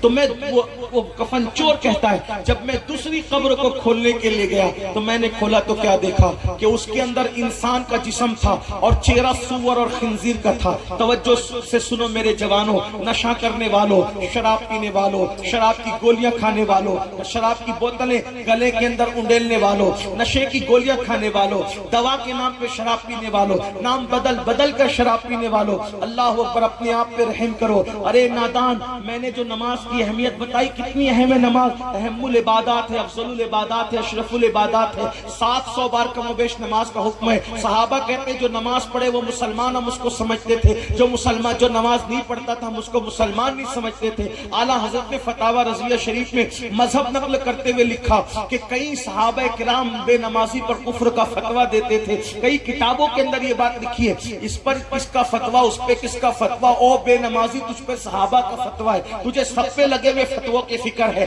اپنے پہ لگے ہوئے فتوے کی تجھے کوئی فکر نہیں ہے، اور تجھ پر دنیا کے کسی انسان پر تو مفتی صاحب نے فتویٰ لگایا جو قابل تعظیم ہے، لیکن تجھ پر تو صحابہ فتویٰ لگا رہے، او بے نمازی، اور صحابہ بھی کفر کا فتویٰ لگا رہے۔ حنفی اور مسلک ہونے کی وجہ سے میں بے نمازی کو ڈائریکٹ کافر نہیں کہتا، لیکن اتنا ضرور ہے میرے امام بھی کہتے ہیں جو نماز میں سستی کرے گا ڈر ہے کہ کفر پہ مرے گا، جو اذان کا جواب نہیں دے گا، دنیا کی باتیں کرے گا اذان کا جواب دینے کی بجائے، میرے امام نے لکھا کہ ڈر ہے کہ وہ کفر پہ مرے گا۔ اتنی اہم ہے نماز، لیکن نماز سے بھی اہم کوئی چیز ہے۔ کیا چیز ہے نماز سے اہم؟ اگر آپ نماز پڑھ رہے ہو، سانپ آ جائے اور ایسا لگے کہ ڈنک مار دے گا، تو اسلام کیا کہتا ہے؟ نماز توڑ دے، جان بچا لے۔ یہی ہے نا، نماز اتنی اہم اور اس سے اہم جان بچانا۔ نماز پڑھ رہے تھے، کوئی کنویں میں گرنے لگا تو کیا حکم ہے؟ نماز توڑ دو اور اس کی جان بچانا۔ پتا چلا نماز سے اہم جان بچانا، نماز اتنی اہم اور اس سے اہم جان بچانا۔ اب آپ بتاؤ، جب جان بچانے کے لیے نماز توڑ سکتے ہیں تو جان بچانے کے لیے نشہ کیوں نہیں چھوڑ سکتے؟ یہ نشہ قسطوں میں تمہیں مار رہا ہے، یہ نشہ تمہیں قسطوں میں تباہ کر رہا ہے، یہ نشہ تمہیں انسٹالمنٹ پر مار رہا ہے، جان لے رہا ہے تمہاری۔ یہ گٹکا، یہ شراب، یہ جوا، یہ نشہ آور دوائیں پھیپڑوں کو کھا رہی ہے، کینسر پیدا کر رہی ہے، منہ کا کینسر، خون کا کینسر، پھیپڑوں کے اندر کینسر، اس لیے بیماریاں جنم لے رہی ہے۔ توبہ کرو نشے سے۔ اسلام نے نشے کو منع کیا، اور حقے کو آج نوجوان لوگ بہت عام کر رہے ہیں۔ یہ حقہ یاد رکھنا، یہ حقے کو میں ڈائریکٹ حرام تو نہیں کہتا، کیسے کوئی مفتی بھی تھوڑی ہوں جو میں کوئی حکم لگاؤں، حقے کو ڈائریکٹ حرام نہیں کہتا، لیکن حقے کی وجہ سے سگریٹ اور سگریٹ کی وجہ سے پھر دوسرے نشے عام ہو رہے، تو چھوٹی برائی پر ہی پابندی لگا دو تاکہ بڑی برائی کی طرف ہماری نسل نہ جا سکے۔ اس لیے یہ حقہ وغیرہ، تمباکو، گٹکا اور سگریٹ، ان سب چیزوں سے سچی توبہ کرو، ورنہ وہ بیماریاں ہوگی کہ جس سے نپٹنا مشکل ہو جائے گا۔ کینسر ہو جائے تو کمانے کے قابل نہیں رہتا انسان، اور پھر علاج اتنا مہنگا، پھر دکھ الگ، تکلیف الگ، اور حالات یہ کہ پھر قرض لے کر بلکہ بھیک مانگ کے علاج کرنا پڑتا ہے لوگوں کو۔ اس لیے ایسے حالات پر، ارے نادانو، حال تو یہ ہے، میرے نبی نے تو وہ غذائیں بھی نہیں کھائی جن غذا کے کھانے سے انسان میں سستی پیدا ہوتی ہے۔ رسول اللہ نے سست کرنے والی غذاؤں کا بھی استعمال نہیں کیا، اور میری قوم بے ہوش ہونے والی چیزوں کو استعمال کر رہی ہے، نشہ کرنے والی چیزوں کو استعمال کری۔ میدے کی روٹی اللہ کے رسول نے کبھی نہیں کھائی، کیونکہ پیٹ میں میدا جاتا ہے، میدا پیٹ میں، آپ کیا کہتے ہیں میدے کو؟ میدے ہی کہتے ہیں۔ میدے کی روٹی پیٹ میں جاتی ہے تو پھول جاتی ہے اور انسان کو سست کر دیتی ہے، تو اللہ کے رسول علیہ السلام نے ہر اس جائز غذا کو بھی ترک کیا جس میں سستی آتی ہو۔ اللہ کے رسول اپنی امت کو سست بھی نہیں دیکھنا چاہتے تھے، اور یہ قوم نشے میں ڈوب گئی ہے، بے ہوش ہو رہی ہے۔ سن لو، عبد الملک کے دربار میں وہ کفن چور کہتا، میں نے دیکھا کہ منہ سور کا تھا، جسم انسان کا تھا، اور قبر میں آگ بھڑک رہی تھی، اور میں بھاگا تو آواز آئی، نہیں پوچھتا کہ کیا ہے اس کے اندر اور یہ کون ہے؟ تو میں نے پوچھا یہ کون ہے، اس کے ساتھ یہ سلوک کیوں ہو گیا ہے؟ تو جواب آتا ہے یہ دنیا کے اندر نشہ کرتا تھا، اس لیے اس کو سور کی شکل دے دی گئی، اس کو خنزیر کی شکل دے دی گئی۔ بتاؤ، دنیا میں نشہ کر کے گٹر اور کچرے کے کنارے پڑے رہتے ہو، اور آخرت میں سور کی شکل میں اٹھنا تمہیں تمہیں گوارا ہے؟ نہیں. اور پھر دنیا میں حالات کیا ہے؟ بس ایک واقعہ جس کو حضرت مالک ابن دینار نے خود بیان کیا ہے، وہ واقعہ بیان کر کے اپنی گفتگو مکمل کر لوں گا. وہ واقعہ دل کے کانوں سے آپ سن لیں. اللہ، شرابی کیا نہیں کر سکتا، بلکہ حدیث میں ہے شرابی اپنی ماں کے ساتھ زنا بھی کر سکتا ہے. نشہ کرنے والا اپنی خالہ کی عزت کے ساتھ بھی کھیل سکتا ہے. نشہ کرنے والا اپنی بیٹی کی آبرو بھی لے سکتا ہے، کیونکہ نشہ کرنے والے کو ہوش نہیں رہتا. اس لیے نشے سے توبہ کر لو، نکل آؤ نشے سے. حضرت مالک الدینار کہتے ہیں میں حج کے لیے گیا. حضرت مالک بن دینار، بڑا خوبصورت واقعہ ہے، خواتین بھی سنے، بچوں کو سنانے کام آئے گا، اور آپ بھی میرے نوجوان اپنے دوستوں کو سنائیے گا تاکہ ان کی زندگی بھی بدلے. مالک ابن دینار کہتے ہیں میں حج کے لیے گیا، تو میں جب حج کے لیے گیا تو میں حرم میں پہنچا تو دیکھا کہ حج کے ایام ہے اور پورا مطاف جو ہے حاجیوں سے کھچا کھچ بھرا ہے. تو میرے دل کو اتنا اچھا لگا، واقعی بہت خوبصورت لگتا ہے جب حرم کو بھرا بھرا دیکھو، لبیک کی صدائیں آتی ہے تو ایمان تازہ ہوتا ہے اور اپنے مسلمان ہونے پہ فخر ہوتا ہے. اللہ نے مجھے وہ مذہب دیا ہے جو مذہب سچا ہے اور جس مذہب کو لانے والا مصطفیٰ جان رحمت جیسا نبی ہے. اللہ اکبر، بہت مزہ آتا ہے. اللہ ہر آنکھ کو وہ منظر دکھائے، ہر آنکھ کو وہ نظارہ عطا فرمائے. مالک الدینار کہتے ہیں میں نے حرم کو بھرا بھرا دیکھا تو مجھے بڑا رشک آیا. میں نے سوچا یا اللہ تیرے محبوب کی محنتیں کیسے بار بار ثابت ہوئی مولا. ابھی چند ہی دن گزرے ہیں تیرے حبیب کے وصال کو، ابھی چند ہی سال گزرے ہیں تیرے محبوب کے وصال کو، اور اتنی محنت کامیاب ہوئی کہ لاکھوں لاکھ لوگ حج کے لیے آئے ہیں. جب حج کے لیے اتنے لوگ آئے ہیں، تقریباً 5 لاکھ لوگ حج کے لیے اس سال آئے تھے. تو کہا حج کے لیے اتنی بڑی تعداد میں آئے ہیں تو مسلمان کتنی تعداد میں ہوں گے اس وقت؟ تو اتنے میں مجھے یاد آیا 5 لاکھ حاجی ہیں، ان میں کون ہے جس کا حج اللہ نے قبول کیا اور کون ہے جس کا حج اللہ نے رد کر دیا؟ اب سننا، مالک الدینار کہتے ہیں میں نے کعبے کا غلاف پکڑا اور کعبے کا غلاف پکڑ کر میں نے دعا کی، اے اللہ مجھے بتا تو صحیح کہ تو نے 5 لاکھ میں کس کا حج قبول کیا اور کس کا رد کر دیا. اور دعا کر کے میں اطمینان چلا گیا، اپنے خیمے میں لیٹ گیا. آنکھ لگی تو مجھے غیب سے ندا آئی، اے مالک میں نے محمد ابن ہارون کا حج رد کر دیا. ایک بندہ ہے جس کا حج میں نے رد کر دیا اور وہ بلخ کا رہنے والا، اور تو جا اے مالک، تو جا اور جا کر اس سے ملاقات کر اور اس کے منہ پہ جا کے بول کہ اللہ نے تیرا حج رد کر دیا. مالک بن دینار کہتے ہیں اٹھنے کے بعد میں جہاں بلخ کے حاجی تھی ان کے خیمے کی طرف گیا. میں نے پوچھا اے بلخ والو، کیا تم محمد بن ہارون کو جانتے ہو؟ انہوں نے کہا اے مالک تم کس کا نام لے رہے ہو؟ تم کس کا نام لے رہے ہو؟ یہ محمد بن ہارون کی معمولی ہستی نہیں، ہم اس کو جانتے ہیں. وہ اتنا متقی ہے کہ ہر دن روزہ رکھتا ہے، ہر رات عبادت میں گزارتا ہے اور مٹھی بھر چنے سے افطار کرتا ہے، مٹھی بھر چنے سے افطار کرتا ہے. اور 40 سال سے ہر سال وہ حج کے لیے پیدل آتا ہے. کس ہستی کا نام لے رہے ہو؟ وہ خیمے میں نہیں رکتا، اس کا تقوی یہ ہے کھلے آسمان کے نیچے رکتا ہے. سردی ہو یا گرمی وہ عرفات اور مینا میں ہمیشہ کھلے آسمان کے نیچے رکتا ہے، اتنا متقی ہے. اب سننا، حضرت مالک بن دینار نے سوچا یا اللہ یہ ماجرا کیا ہے؟ آپ کی طرف سے کہا جاتا ہے، آپ کی طرف سے حکم ہوتا ہے کہ میرے مولا کہ اس کا حج رد کر دیا، اور یہ لوگ کہتے ہیں کہ اتنا متقی ہے. یاد رکھنا، مخلوق اگر تعریف کرے تو اس پر گھمنڈ نہیں کرنا، اس لیے کہ مخلوق ظاہر دیکھتی ہے اور یار باطن دیکھتی ہے. ان اللہ لا ينظر الى صوركم والى اموالكم ولكن ينظر الى قلوبكم.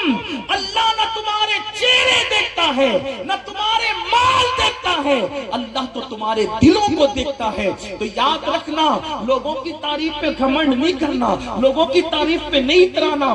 جب تک دونوں پیر جنت میں نہیں پہنچ جائیں اس وقت تک اپنے آپ کو نیک تصور کرنے کا ہمیں کوئی حق نہیں ہے. پتا نہیں رستے میں کیا ہو جائے, اور ہمارے لیے علم الہی میں کیا ہے ہمیں نہیں پتا. تو اللہ اکبر, مالک بن دینار نے سوچا, لیکن پھر خیال کیا لوگ کچھ بھی کہیں, میں نے تو جا کے ملنا ہے, کیونکہ مجھے غیبی حکم ہے کہ میں جا کے ابن ہارون سے ملوں. وہاں سے نکلے, پوچھتے پوچھتے کہ کہاں ہے, تو پتا چلا کہ پہاڑوں کے درمیان کھڑا ہوگا, عبادت میں مصروف ہوگا. حضرت مالک الدینار نکلے, جب گئے تو کیا دیکھا, ایک بندہ ہے احرام میں ننگے سر ہے. احرام میں تھا تو ننگے سر ہونا ایک ظاہر سی بات ہے, وہ ہونا ہی تھا. اور اس کی آنکھوں سے آنسو جاری ہے, داڑھی آنسوؤں سے تر ہے. اس کا ایک ہاتھ کٹا ہوا ہے, پیر کے اندر زنجیر ہے, اور ایک ہاتھ کے اندر وہ زنجیر پکڑے ہوئے ہے, اور روتے ہوئے آسمان کی طرف دیکھ کے بڑے ناز سے کہتا ہے, مولا مجھے بخش دے, مولا مجھے معاف کر دے, مولا میری مغفرت کر دے. بہت ہو گیا مولا, بہت دن بیت گئے مولا, میں تجھے مناتا ہوں لیکن تیری طرف سے رضا کا اعلان نہیں ہوتا. رو رہا ہے, رو رہا ہے, رو رہا ہے. جیسے مالک الدینار کی آپ پہ قدموں کی ہٹ اس کے کانوں میں پہنچی, جلدی سے اس نے آنسو پوچھ لیے. مطلب وہ چٹنگ باز نہیں تھا, ریاکار نہیں تھا, اپنے آنسو چھپا رہا تھا. اس نے آنسو پوچھ لیے. جیسے مالک بن دینار نے اس کو دیکھا تو کہا, کون؟ مالک بن دینار. اچھا اے اللہ کے ولی, خواب دیکھ کر آ رہے ہو کہ ابن ہارون کا حج رد ہو گیا, جا کر اس کو اطلاع دے دو, یہی رپورٹ لائے ہونا, یہی بات لائے ہونا. مالک الدینار نے سوچا, یا اللہ یہ کیسا بندہ ہے کہ میرا خواب بھی جانتا ہے, میرے خواب کا مضمون بھی جانتا ہے. تو میں نے کہا, اے اللہ کے بندے, تو میرا خواب بھی جانتا ہے اور میرے خواب کا مضمون بھی جانتا ہے, آخر بتا کہ تو اتنا پہنچا ہوا ہے, پھر اللہ نے تیرا حج کیوں رد کر دیا؟ اللہ پاک نے تیرا حج کیوں رد کیا؟ حج رد ہونے کی وجہ کیا ہے؟ اللہ اکبر.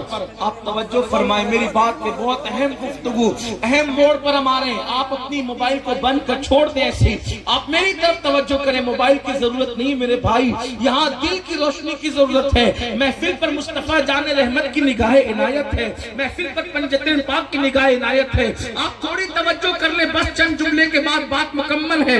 اللہ اکبر. حضرت مالک بن دینار نے فرمایا, اے ابن ہارون, تو اتنا پہنچا ہوا انسان ہے, تو میرا خواب بھی جانتا ہے, خواب کا مضمون بھی جانتا ہے. مالک الدینار کو اس نے کہا, اے مالک, میں کوئی پہنچا ہوا نہیں ہوں, نہ ہی یہ میرا کشف ہے, نہ ہی یہ میری کرامت ہے, بلکہ یہ 40 سال کا تجربہ ہے.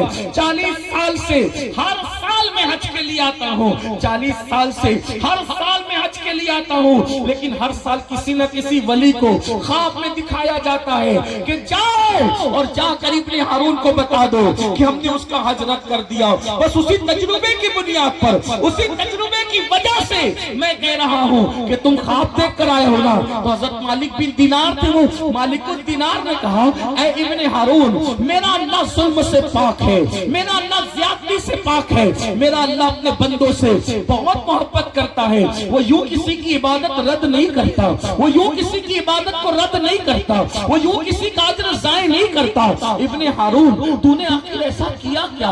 ابن ہارون, آخر تو نے ایسا کیا کیا جس کی وجہ سے اللہ اتنا ناراض ہے کہ اللہ تیری عبادتوں کو رد کر رہا ہے اور تجھ سے ناراض ہے؟ اب دل کے کانوں سے سننا, ہو سکتا ہے نشہ کرنے والوں تم بھی اللہ نہ کرے اس بلا سے گزرو. اللہ اکبر. ابن ہارون کہتا ہے, اے مالک الدینار, اگر آپ جیسا ولی یہ سوال نہ کرتا تو میں کبھی بھی یہ راز سے پردہ نہ اٹھاتا. یہ بات کسی کو نہیں پتا ہے, یہ بات صرف میں جانتا ہوں اور میری بیوی جانتی ہے, اور تیسرا کسی کو نہیں معلوم ہے. لوگ مجھے بہت نیک سمجھتے ہیں, بہت متقی سمجھتے ہیں, بہت پرہیزگار سمجھتے ہیں. ابن ہارون کہتا ہے, اے مالک, جو جانتے ہیں وہ جانتے ہیں کہ میں بلک کا رہنے والا بڑا مالدار تاجر تھا. اللہ نے مجھے بہت دولت دی تھی, اللہ نے مجھے بہت مال دیا تھا, اللہ نے مجھے بہت نوازا تھا, بہت دیا تھا میرے رب نے مجھے. لیکن جب میں مالدار ہوا اور میرے پاس دولت کی ریل پیل تھی تو کچھ غلط لوگوں کی صحبت میں پڑ گیا, کچھ غلط لوگوں کے ساتھ ہو گیا، اور وہ غلط لوگوں کی صحبت میں پڑنے کی وجہ سے ہوا یہ کہ انہوں نے مجھے شراب کا عادی بنا دیا، انہوں نے مجھے نشے کا عادی بنا دیا، پھر میں نشہ کرنے لگا، اور جب میں نشہ کرنے لگا تو پھر حالت یہ ہوئی کہ میں نشے کا عادی ہو گیا، لیکن میں اپنی ماں سے چھپ چھپ کر کے نشہ کرتا، صرف میری بیوی کو معلوم تھا، لیکن میری بیوی اتنی وفادار تھی، اتنی فرما بردار تھی، اس نے کبھی میری ماں کو خبر بھی نہیں ہونے دی۔ ایک دن ایسا ہوا کہ شعبان کی آخری تاریخ تھی، میں دوستوں کے ساتھ نشہ کرنے گیا، اور نشہ کرتے کرتے اتنی دیر ہو گئی کہ اللہ اکبر، صبح سے شام ہو گئی، اور اس دن اتنا نشہ کر لیا تھا کہ ہوش نہیں تھا۔ اللہ اللہ ڈولتے ڈولتے آیا، شعبان کی آخری تاریخ ختم ہوئی، شام کا وقت آ گیا۔ اللہ اکبر، بلخ کی وادیوں کے اندر سورج نے جیسے ہی شعبان کے آخری تاریخ کے سورج نے جیسے ہی بلخ کی وادیوں میں اپنا چہرہ چھپایا، افق پر رمضان المبارک کا چاند طلوع ہوا، اور جیسے ہی چاند شروع ہوا، طلوع ہوا، رمضان المبارک کا مہینہ شروع ہوا، اور میں شام کے وقت گھر لوٹا۔ جب میں شام کے وقت گھر آیا تو میرا سامنا میری ماں سے ہو گیا۔ میں نشے کی حالت میں تھا، اے مالک بن دینار، میں نشے کی حالت میں تھا، اور میری ماں سے میرا سامنا ہوا۔ پہلی مرتبہ میری ماں نے مجھے نشے کی حالت میں دیکھا، میری امی نے نشے کی حالت میں دیکھا، میں ڈول رہا تھا، مجھے ہوش نہیں تھا۔ میری ماں نے مجھ سے کہا، بدبخت، کم بخت، رمضان شریف کا چاند طلوع ہو گیا ہے، لوگ تراویح کی تیاری کر رہے ہیں، اور تو نشے میں دھت ہے۔ میں اپنی ماں کا بڑا وفادار، بڑا فرما بردار تھا، میری ماں مجھ پہ ناز کرتی تھی، میری ماں میری وفا پہ ناز کرتی تھی۔ نشے کی حالت میں ماں نے دیکھ کر مجھے ایک تماچا مارا، میری ماں نے مجھے ایک تماچا مارا، لیکن میں نشے میں تھا، میں شیطان کے ہاتھ کی کٹ پتلی بن گیا، میں شیطان کے ہاتھ کا آلہ بن گیا۔ میری ماں نے مجھے صرف ایک تماچا مارا، کیونکہ میں ماں کا وفادار اور فرما بردار تھا، لیکن نشے میں ہونے کی وجہ سے مجھے اتنا غصہ آیا کہ نشے کی حالت میں نے پلٹ کر اپنی ماں کو تماچا مارا، اور ایک تماچا نہیں بلکہ تماچے پر تماچا مارتا رہا، اور ماں کو مارتے مارتے میں نے اٹھایا، اور تندور جل رہا تھا، جلتی ہوئی آگ میں نے اپنی پوری ماں کو اٹھا کر کے پھینک دیا۔ اللہ اکبر۔ پھر اس کے بعد کیا ہوا مجھے کچھ نہیں پتا تھا، ویسے تو یہ واقعی کی مجھے کوئی خبر نہیں تھی، یہ واقعہ مجھے میری بیوی نے بتایا۔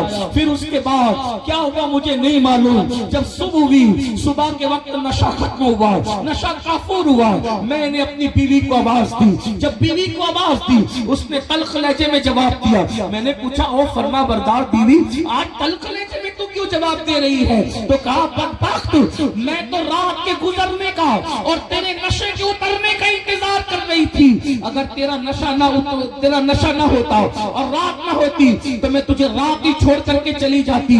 بدبخت، جب تو اپنی ماں کا نہ ہوا تو تو میرا کیا ہو سکتا ہے؟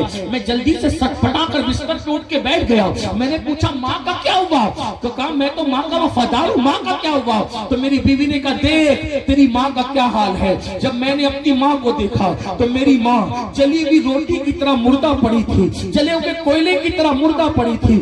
میں نے پوچھا بیوی سے، امی کیسے مر گئی؟ امی کا کیا ہو گیا؟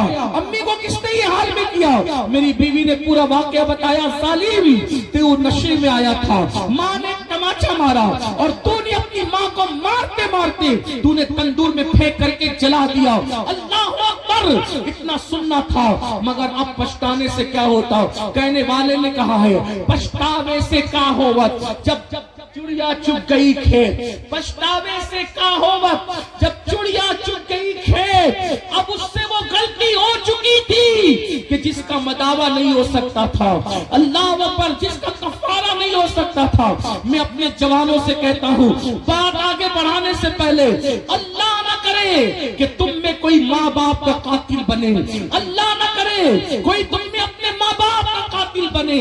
ارے نادان، ماں باپ سے اونچی آواز سے بات کرنے والا مرتے وقت کلمہ نہیں پڑھ پاتا، مرتے وقت اس کی زبان پہ کلمہ نہیں آتا۔ جو ماں باپ کا قاتل ہو، آپ کہیں گے ہم کیسے قاتل ہوں گے؟ میں کہتا ہوں، ابن ہارون نے تو اپنی ماں کو تندور کی آگ میں جلا کے مارا، لیکن تم اگر نشہ نشہ کرو گے, تم اگر غلط کام کرو گے تو تم اپنے ماں باپ کو صدمے کی آگ میں جلا جلا کے مار ڈالو گے. اور یاد رکھنا, تندور کی آگ اتنی سخت نہیں ہوتی جتنی صدمے کی آگ سخت ہوتی ہے, جتنی ٹینشن کی آگ سخت ہوتی ہے. تندور کی آگ میں چند منٹ میں مر کر اس کی ماں راحت پا گئی, لیکن صدمے کی آگ میں تمہارے ماں باپ ہمیشہ جل رہے ہیں, تمہارے ماں باپ ہمیشہ ٹینشن کی آگ میں جل رہے ہیں. وہ روز جیتے ہیں, روز مرتے ہیں. اپنے ماں باپ کے قاتل نہ بنو. شراب کے کڑوے گھونٹ سے توبہ کرو, شراب کے کڑوے گھونٹ سے توبہ کرو,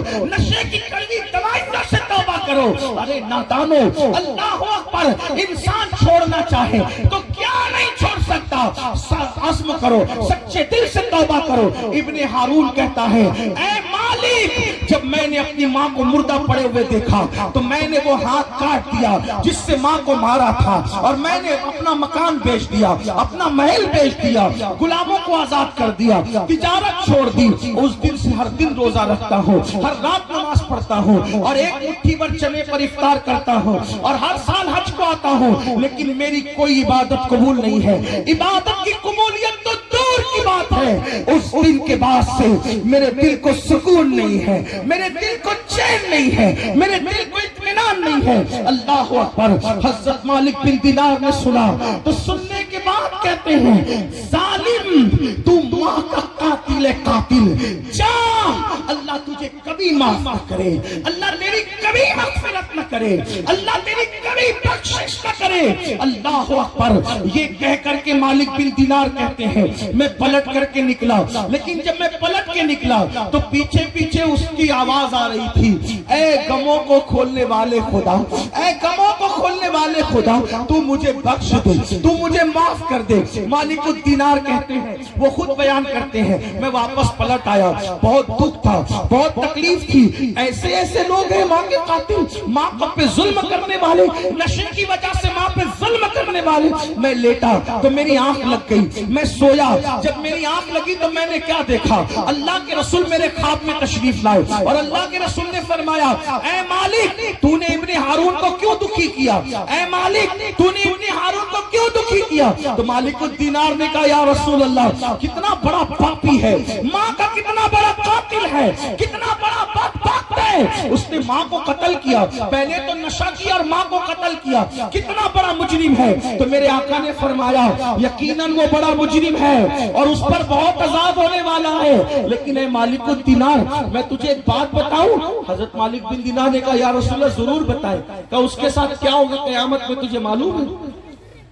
ابن ہارون کے ساتھ قیامت میں کیا ہوگا تجھے معلوم ہے؟ مالک بن دینار نے کہا, یا رسول اللہ کیا ہوگا؟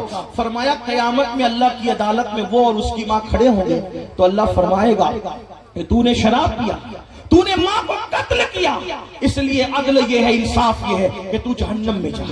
تو ابن ہارون کو جہنم میں داخل کیا جائے گا, اور اس کی ماں کو, چونکہ وہ شہید ہو گئی تھی, بے گناہ قتل ہوئی تھی, اس کو جنت میں ڈالا جائے گا. 3 دن گزریں گے, 3 دن گزریں گے. کتنے؟ 3 دن. اور ایک مالک بن دینار کے بارے میں ابن الجوزی لکھتے ہیں 7 دن گزریں گے جنت میں. اس کی ماں کو, ابن ہارون کی ماں کو جنت میں یاد آئے گی اپنے بیٹے کی. دیکھو, ماں تو ماں ہوتی, اور ماں کیا چیز ہے. اللہ اللہ.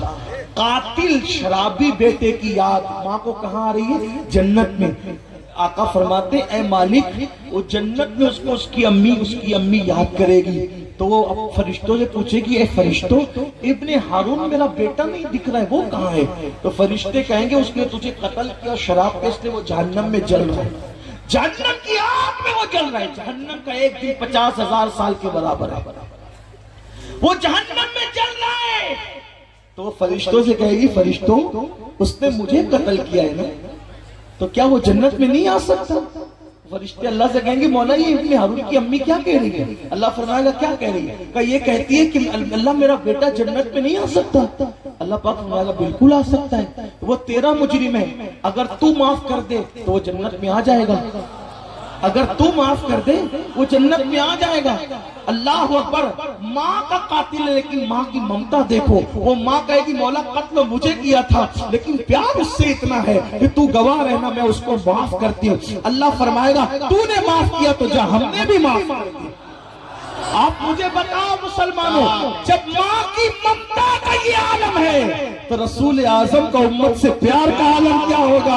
اور جب حضور کی محبتوں کا یہ عالم ہے تو اللہ اپنے بندوں سے کتنا پیار کرتا ہوگا۔ لوگ 70 ماؤں کی بات کرتے ہیں، میں کہتا ہوں کروڑوں ماؤں سے زیادہ اللہ اپنے بندوں سے پیار کرتا ہے۔ جیسے اس کے علم کی کوئی حد نہیں ہے، اس کی کسی صفت کی حد نہیں ہے تو وہ اپنے بندوں سے محبت کرتا ہے۔ صفت کی بھی کوئی حد ہو سکتی ہے مگر بندہ کتنا گندا ہے۔ اللہ تو معاف کرنے کے لیے تیار ہے مگر بندہ اللہ کے قریب آنے کے لیے تیار نہیں۔ اے اس پروگرام میں آنے والوں، آؤ سچے دل سے توبہ کرو، بدلو زندگی کو اور یہاں سے بدل کر کے جاؤ۔ عزم کرو، علم کو عام کریں گے، اخلاق کو عام کریں گے، نیک بنیں گے، نمازی بنیں گے۔ جوا شراب کسی بھی فعل بد میں مبتلا ہے تو سچے دل سے توبہ کر کے یہاں سے بدل کر کے جائیں گے۔ اللہ پاک کی بارگاہ میں دعا ہے، میرا اللہ ہم سب کو عمل کی توفیق عطا فرمائے۔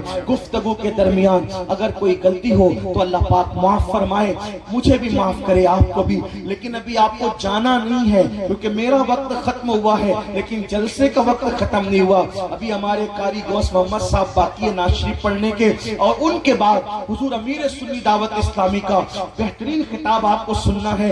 چونکہ وقت سے میں نے بہت زیادہ تقریر کر لی، جو ٹائم میرے پاس تھا میں اب اسی پہ اپنی گفتگو ختم کرتا ہوں۔ ٹائم زیادہ لینے کے لیے منتظمین سے معذرت بھی چاہتا ہوں۔ السلام علیکم ورحمۃ اللہ وبرکاتہ۔